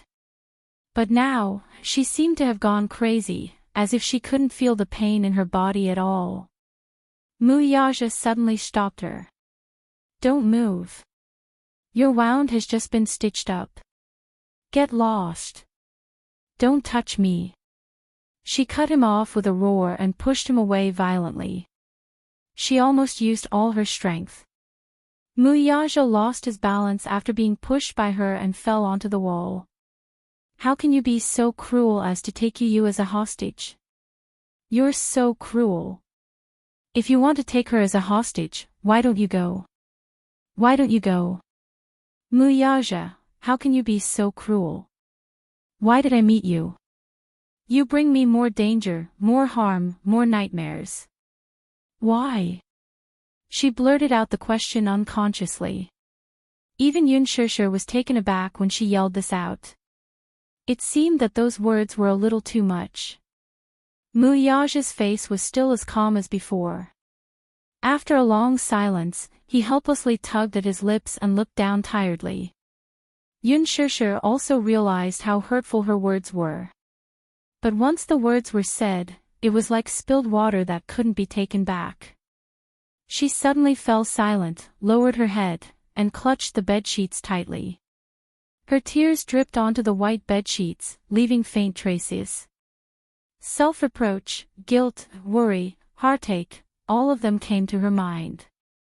She was overwhelmed with a myriad of emotions, like a tidal wave that wanted to engulf her. She didn't mean to hurt him with those words. But she couldn't understand, she really couldn't understand why he had to sacrifice the 2 children to protect her. The nurse had just entered the ward with 2 packets of medicine when she saw the blood seeping out of the bandage on her waist. She frowned. What happened? Why did the wound split open? She hurried forward, wanting to change her bandage. Just as she touched her, Yun Shishir avoided her and didn't let her touch her. The nurse frowned. It was a little tricky. However, he heard Mu Yaja say, "Get out." Chairman Mu. The nurse looked shocked and explained, "The patient's wound has split open. I'll change it for her, get out." He said coldly again. She naturally did not dare to object to his orders. She hurriedly put down the medicine in her hand and left. Mu Yaja sat back down on the bed and reached out to touch the gauze around her waist. Yun Shishir dodged again, obviously unwilling to be touched by him. "Don't be willful." He looked up and said in a low voice. Yun Shishir's eyes widened in shock. Just as she was about to speak, she heard him say in a deep voice, "If possible, even if I have to exchange my life for it, I will never let him take the risk." As soon as he finished speaking, Yun Shishir's eyes trembled, and her heart instantly collapsed. Mu Yaja looked up, his lips stiff and cold. He didn't agree to it at first. However, Yu stubbornly asked him to believe him. Fine, then he would believe him. He believed that his son could confidently promise him that he would bring Xiao Yichen back to his side safely. Then, he would believe him. However, Yun Shishir didn't know about his plan. She was still a little angry with him and was a little resistant to his actions. Mu Yaja frowned and caressed her face gently. "Don't avoid me, okay? After I change your bandage, lie down quietly. I won't touch you." There was a hint of pleading in his words. Without a doubt, he was lowering himself to plead with her, putting down all his pride. Chapter 12:01. Only then did Mu Yaja heave a sigh of relief. He untied the gauze and reapplied the ointment. His movements were extremely serious and gentle, and his technique was also very professional. A trace of cold touch came from the wound, and she couldn't help but shudder a little. "Does it hurt?" He looked up nervously. Yun Shishir pursed her lips and remained silent. Mu Yaja continued his actions. After he was done bandaging her wound, he stood up and turned around. She abruptly reached out and anxiously wrapped her arms around his waist. Mu Yaja's body froze as his expression froze. "Don't go," she was afraid, really afraid. "Mu Yaja, don't go. I didn't mean to hurt you," she choked on her sobs and her voice broke. She hugged him even tighter. "Don't go." Her helpless appearance was like a small boat drifting on the sea, bobbing up and down, panicking in the storm. Mu Yaja sat back on the bed and hugged her. His big palm gently stroked her trembling back and said in a deep voice, "They'll be fine. Don't be afraid. I won't let anything happen to them." "Really?" She was skeptical, but her face was still uneasy. "Yes. Shishir, me, you, Xiao Yichen, and Yu. 4 of us. Not one less." Mu Yaja hugged her tighter. Yun Shishir pursed her lips and held back her tears and uneasiness. She hugged his waist and buried her face in his chest, but she could no longer suppress the fear in her heart. Her hot tears burned his skin in an instant. Mu Yaja's heart felt like it was being stabbed by a knife. He lowered his head and kissed her forehead heavily. "Don't be afraid." Suddenly, footsteps came from the door. Yun Shishir was startled. She looked up and saw Mu Xing walking in with the help of a nurse. The old man suddenly aged a lot overnight. His white hair grew and the wrinkles on his face deepened. He walked into the ward, stopped by the bed, and looked at her. Previously, when he found out that he had always regarded the thief as his daughter, and that Mu Wanra was not Mu Qingqing's real flesh and blood, Yun Shishir, whom he had always hated, was actually Mu Qingqing's real daughter. Mu Xing was stunned for a long time when he learned the truth. He still could not accept it. In that case, Yun Shishir, whom he had always regarded as an invader and an unclean woman, was the child he had been searching for more than 10 years. And Mu Wanra was just an impostor who stole her identity. This fact was too much of a blow for him to accept. That day, when they were strolling in Xiangdi, he was so angry that he didn't even have time to see Yun Shishi's face clearly. In his anger, he actually attacked her. When he thought of this, anger, doubt, regret, self-blame, pain, all of these emotions welled up in his heart. I wonder what it feels like. As soon as Yun Shishi saw him, she couldn't calm down. Her face darkened as she asked coldly, "What are you doing here?" Mu Xing choked for a moment. He was silent for a while. His face was no longer as fierce as before, and there was a hint of fragility in his aged voice. "I'm here to see you," his tone was careful. He looked at her. There was no need to hide the remorse and self-blame in his eyes. Mu Xing sized up Yun Shishi's delicate features. The more he looked, the more he could see Mu Qingqing's shadow on her face. Alike. They were really alike. Chapter 1202. At this moment, he was even more convinced that Yun Shishi was Mu Qingqing's real flesh and blood. As for him, for more than a decade, he had actually acknowledged the thief as his daughter.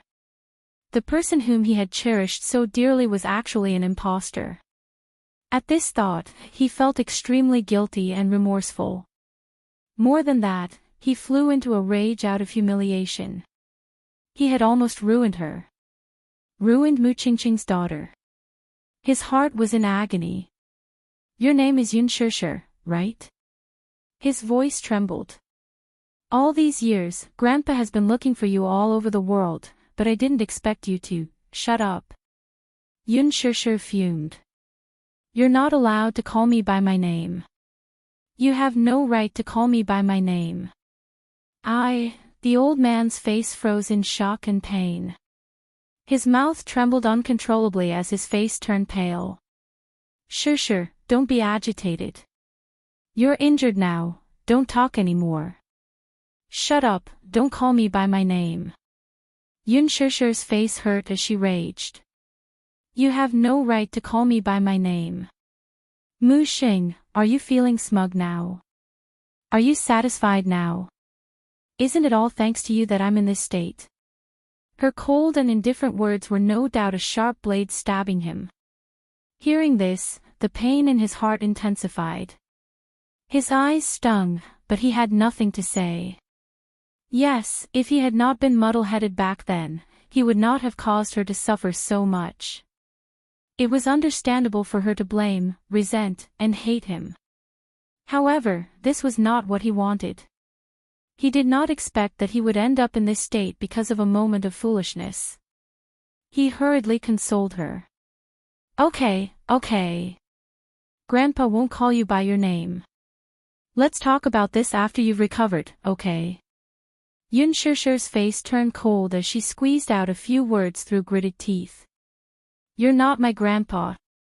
The old man was stunned as if he had been struck by lightning. Yun Shishi added, "Mu Xing, do you know?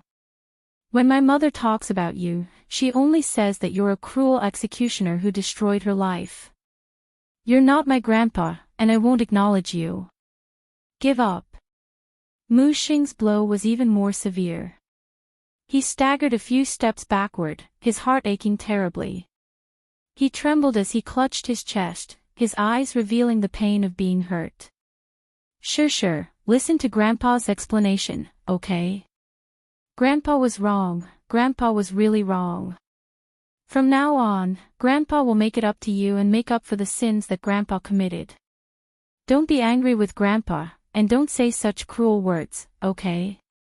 The old master was an old man. When he was young, he was resolute and decisive. He was an iron-blooded man who stood at a high position. But now, he was humbly lowering himself to beg for her forgiveness. After knowing the truth, he was tormented by self-blame and guilt. Yun Shishi's heartless words were undoubtedly rubbing salt on his wound, making it even harder for him to bear. Yun Shishi sneered, "What? Don't you think it's too late to realize your mistake now? If it weren't for you, my mother wouldn't have left me. My brother won't leave me either. You're the one who harmed me and ruined my family. You're a murderer, a cruel executioner. Get lost, I don't want to see you. Get lost. She chased him away. Mu Xing's body froze on the spot, unwilling to leave. He had yet to take a good look at her. She was injured. He heard that she was covered in blood when she was brought back. Chapter 1203. His heart ached when he heard that, and he wanted to see how badly she was hurt. Now, she was like a hedgehog with all her quills standing up, refusing to let him get close to her. His lips trembled as he choked on his sobs. Yun Shishir's words were heartless and cold. She did not give him any face or a way out of this embarrassing situation. Still, he stubbornly refused to leave. He looked at her with bloodshot eyes. She said, "You're not my grandpa, and I won't acknowledge you. Give up." She continued, "You're the one who ruined my family. You're a murderer, a cruel executioner. Get lost, I don't want to see you." She kept saying that she did not want to see him and wanted to chase him away. Even though his face was being trampled on, he thickened his old face and refused to leave. He wanted to take advantage of his limited time to see her more. When he heard that she was seriously injured, he was so worried that he did not care that he could not stand for long periods of time. He rushed to her ward to take a good look at her. However, before he could say anything, she said that she did not want to see him. His heart ached as if it was being stabbed by a knife. However, in this situation, he could not blame her or anyone else. He was the one who was muddle-headed and did something stupid. He was too self-righteous, and in the end, he overreached himself and made things so out of hand. It was reasonable that she did not want to see him. Sure, Grandpa." When he sensed Yun Shishir's piercing gaze on him, he immediately changed his words to prevent her from losing control of her emotions. "I really didn't expect things to turn out like this. If I'd known, I really wouldn't have made such a mistake. I'm old and muddle-headed. I've let you and your mother down. I'm not asking you to forgive me, but don't chase me away. Let me see you more, okay? Let me take a few more looks at you." As he spoke, his emotions were on the verge of breaking down. His voice was so hoarse that it sounded as if it was mixed with gravel. He choked on his sobs. "I'm afraid. I don't have much time left. My body is getting weaker and weaker. Every day I live is a day less. I can't take it lying down if I don't take a good look at you. You can scold me, you can do whatever you want, but don't chase me away. I'll stand far away and not make any noise. I'll just watch you like this. That's fine too." After a series of sincere pleas, this superior who had been able to call the wind and summon the rain all his life put down all his arrogance in front of her. His dim eyes looked at her emotionally, as if countless tears would burst out from his eyes in the next second. Yun Shishir, however, remained expressionless from the beginning to the end. She didn't look at him, as if she didn't hear his pleas. She was not in the mood to listen to anything he had to say. Her heart was filled with the safety of the two little fellows. How could she care about anything else? Scram! "I don't want to see you. I don't want to see you for the rest of my life." Yun Shishir's voice was cold again, but she didn't leave any room for negotiation as she ordered him to leave. Mu Xing's heart skipped a beat when he heard this. He opened his mouth, wanting to say something, but when he caught a glimpse of her cold expression, he stopped abruptly. Afraid of angering her, he let out a long sigh helplessly. He was on the verge of tears. Really, he felt a little helpless. He didn't know how to make up for the mistakes he had made, and he didn't know how to bridge the gap between them. He was old and muddle-headed. Chapter 1204. At this moment, the person standing in front of him was no longer the domineering Mu family's head, Mu Xing. He was just a pitiful old man. He was not heartless enough to make things difficult for a pitiful old man. Hence, he said, Grandpa, return to the ward first. Shusher is in a bad mood. Let's put this matter aside for now. Okay. Okay. You keep her company. Mu Xing lamented in his heart. He looked at her longingly before he left with the help of others. After leaving the ward, he stood outside the door. Tears of regret overflowed from his eyes.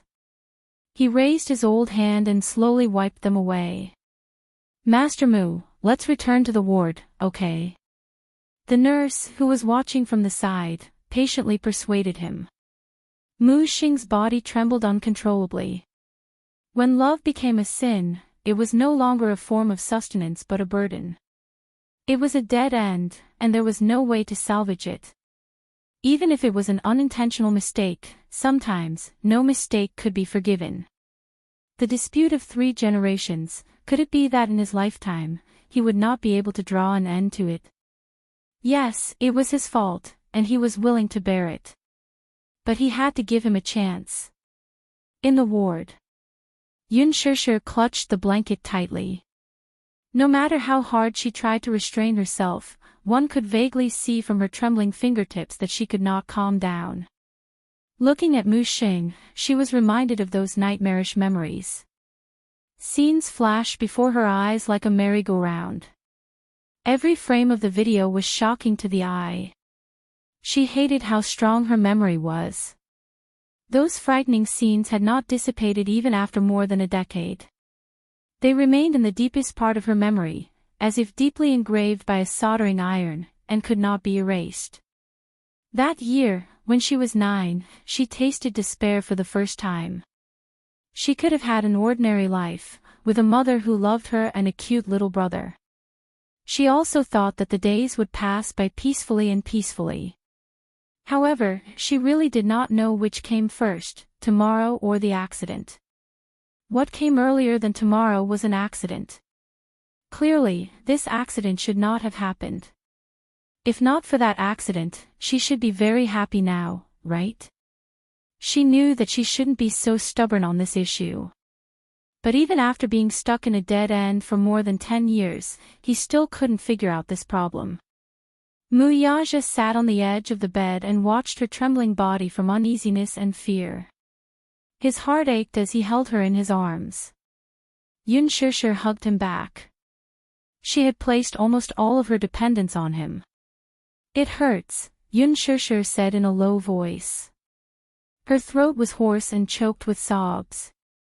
Mu Yaja tensed up and asked with a frown, "Where does it hurt?" He thought that one of her wounds was hurting again. However, he did not expect that she would lead his hand to her heart. This place, Mu Yaja was stunned. I feel a little suffocated. Given time, the injuries on his body would heal. However, there were some things from the past that clearly did not leave any wounds, but it was like a thorn in his heart. Every time he breathed, he would feel a faint pain. She could not forgive him. It wasn't that she was cold-hearted. Chapter 1205. She hated him. Every low point in her life had something to do with him. Therefore, she could not force herself to forgive a sinner. Gong Jia had a physically and mentally exhausting dream. In his dream, he could vaguely see the scenery outside the window flashing by. It was so fast that he wondered if he was sitting in a car or on a rocket. It was so fast that his heart was in a mess. Every sharp turn on the mountain road, the friction between the tires and the ground was accompanied by smoke rising in spirals. He grabbed his seat belt in fear and turned around. Through the rear window of the car, he could see rows after rows of black cars chasing after them relentlessly. Young and ignorant, he had no idea what was going on. He only knew that the car was going very fast, so fast that his heart felt like it was going to jump out of his chest. "Mommy, I'm scared," he shouted nervously. Mu Qingqing gripped the steering wheel nervously and stared straight ahead. In this tense moment, she could not care less about comforting the 2 frightened children. "Don't be scared. Big sister is here. Big sister will protect you." In the front passenger seat, a girl who looked similar to him turned around and looked at him gently. Even though she was also scared, she still pretended to be calm and comforted him. "Big sister, I'm scared. Are we going to die? Don't say such things. We'll be fine. Don't be scared." He swallowed with difficulty and said in a weak and helpless voice, "Mommy, I'm scared." "Slow down. Slow down. Slow down." As soon as he finished speaking, he stared blankly at the cliff in front of the car, which was surrounded by a fence. He covered his eyes in fear. Then, he heard the screeching sound of brakes. "The brakes are not working." Accompanied by an ear-piercing scream, the car broke through the fence and rushed out of the cliff. The car lost control and flipped down the mountain. The world spun and his little body was knocked around in the car. Then, he fainted. When he opened his eyes, he saw his sister dragging his body and trying to pull him out of the car. He wanted to struggle, but to his horror, he found that his arm was twisted at a strange angle, as if a bone was broken. He was so scared that his face turned pale, and a few intermittent sobs came out of his throat. At that time, he actually didn't feel any pain, and he only felt that his senses were muddled and his consciousness was in chaos. In her blurred vision, she could only see her sister's strenuous expression. Then, he saw a strange movement from the corner of his eye. He saw Mu Qingqing in the driver's seat, her face covered in blood. "Mommy," just as he reached out his hand. In the next second, there was a boom, the car burst into flames, and a heat wave swept over them like an avalanche. The flames soared to the sky. The whole car was ablaze. The huge fire instantly engulfed Mu Qingqing's figure. His eyes were bloodshot as he stared at the scene in front of him in disbelief. "Mommy," in the hotel, Gong Jie suddenly woke up from his dream and sat up. His handsome face was pale with lingering fear. The moment he opened his eyes, he realized that it was a dream. It was that nightmare again. It had been repeated countless times over the past decade. Every time, the scene of his mother being devoured by the scourge from more than 10 years ago repeated itself. "Young Master Gong, did you have another nightmare?" Chapter 1206. The girl was dressed in a tight-fitting camouflage uniform with a bulletproof vest draped over it. Nevertheless, her curvaceous figure was still on full display. The trident on the belt at the back of her waist shone with a subtle luster, while the desert eagle, which gave off a cold gleam, was quietly buckled on the far left, ready to be used at any time. Her two slender legs were tightly wrapped in an ocean camouflage scarf. She wore a pair of suave combat boots with a sharp defensive saber strapped to the inner side of the boots. Her black iron wrist guard was delicately engraved with the image of a vermilion bird bathed in flames. The night breeze blew in through the slightly open windows. The girl's short and elegant blonde hair fluttered in the wind, wantonly invading her ice-cold and beautiful face. Under her handsome brows was a pair of seductive peach blossom eyes. This girl was none other than one of Mercenary Paradise's top leaders, Vermilion Bird. At the same time, she was also Gong Jie's personal subordinate. Gong Jie did not respond but only frowned slightly. Vermilion Bird served him a cup of tea with a meticulous expression. Gong Jie sipped a few mouthfuls of tea and slowly calmed himself down. He raised his head to glance at her. Vermilion Bird stood beside him with a cold expression and did not utter a word. Gong Jie asked lightly, "Vermilion Bird?" "Yes." "Where's the little lad?" "That rascal called Yun Ti on you." She answered, Yu is on his way to the target location as a hostage exchange." "When do we take action?" "Tonight. We'll set off in the wee hours of the morning to carry out the rescue." Gong Jia asked again, "Has the location been successfully located?" "We've already obtained the precise location. Our men are all present. We'll set off in the wee hours of the morning." Gong Jia cocked a brow and curled his lips into an amused smile. "That lad is really something. It turned out that Yun Tianyu had made ample preparations before he became a hostage exchange. He was equipped with a GPS device from head to toe. His necklace, watch, and even buttons were implanted with a mini GPS device. Alas, Mu Lianjue's men were very cautious. After all, they were from the military and were highly vigilant. Hence, they removed all the GPS device from Yun Tianyu's body.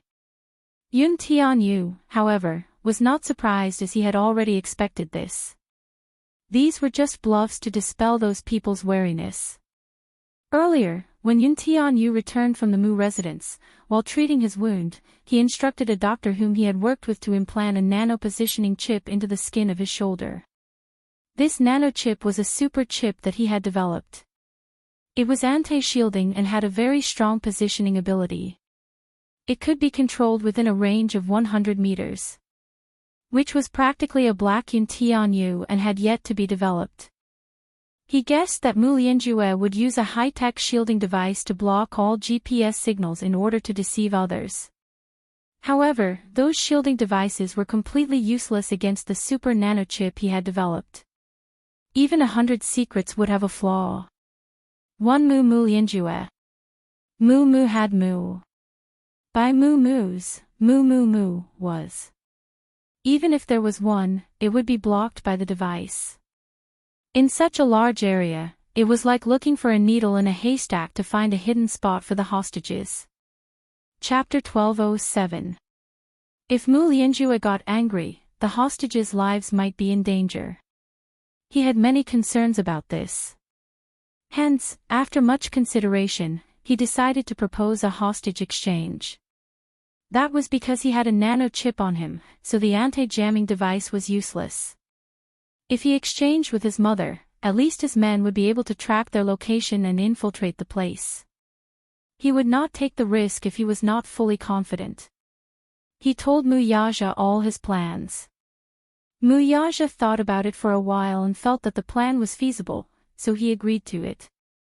Early the next morning, Mu Yaja would hold a board meeting and sign the share transfer document with Mu Lianjue. Before that, they had a full 10 hours to carry out the operation. Vermilion Bird thought coldly, 10 hours. That's enough. Her company would only need an hour to resolve this matter perfectly and bring the two lads back safely. Of course, it was not just a company. Gong Jia and Vermilion Bird arrived at Liji's headquarters. The meeting room had been temporarily changed into a battle command room. When they opened the door, they saw two companies of mercenaries standing in the meeting room. Mercenary Paradise's other ace leader, Anjia, was also present. The two companies that were present, added together, only had a total of 30 people.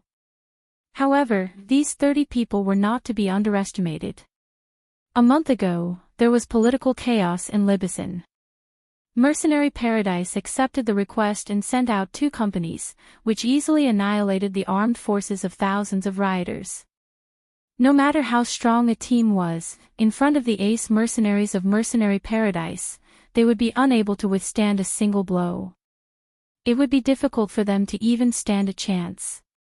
This was also one of the reasons why Mercenary Paradise had been the leader of the mercenary groups for the past 10 years, with no one able to shake their position. Vermilion Bird clapped her hands and walked to the conference table to gather everyone. She then simply assigned the operation plan. Anjia was in a camouflage uniform, but his handsome face was full of unruly contempt. In fact, as one of the 4 ace leaders of Mercenary Paradise, he was undoubtedly powerful. It was just that this operation was not difficult and did not require him to be involved. However, in order to ensure that nothing went wrong, he was also assigned to the operations department to participate in the plan. He crossed his arms and leaned against the door.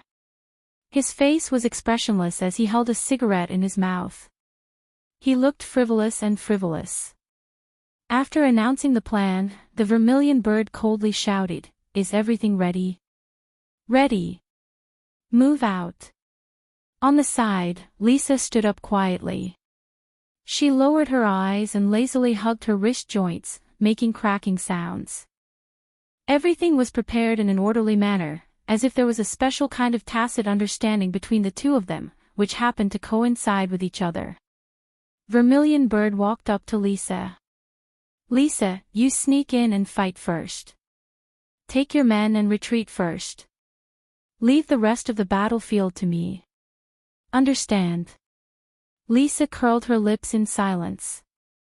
She did not respond, but gave her an understanding look. Vermilion Bird had sent Lisa to lead the infiltration because she believed in her combat ability. Gong Jia walked into the CEO's office. The moment he opened the door, the room was empty. The CEO's office was designed according to Yu Yu's design. However, it was always used by Li Hanlin. Usually, Yu Yu worked in his study. It was not until recently that he moved his office to the CEO's office. Gong Jia walked to the bookcase. It was a row of reference books.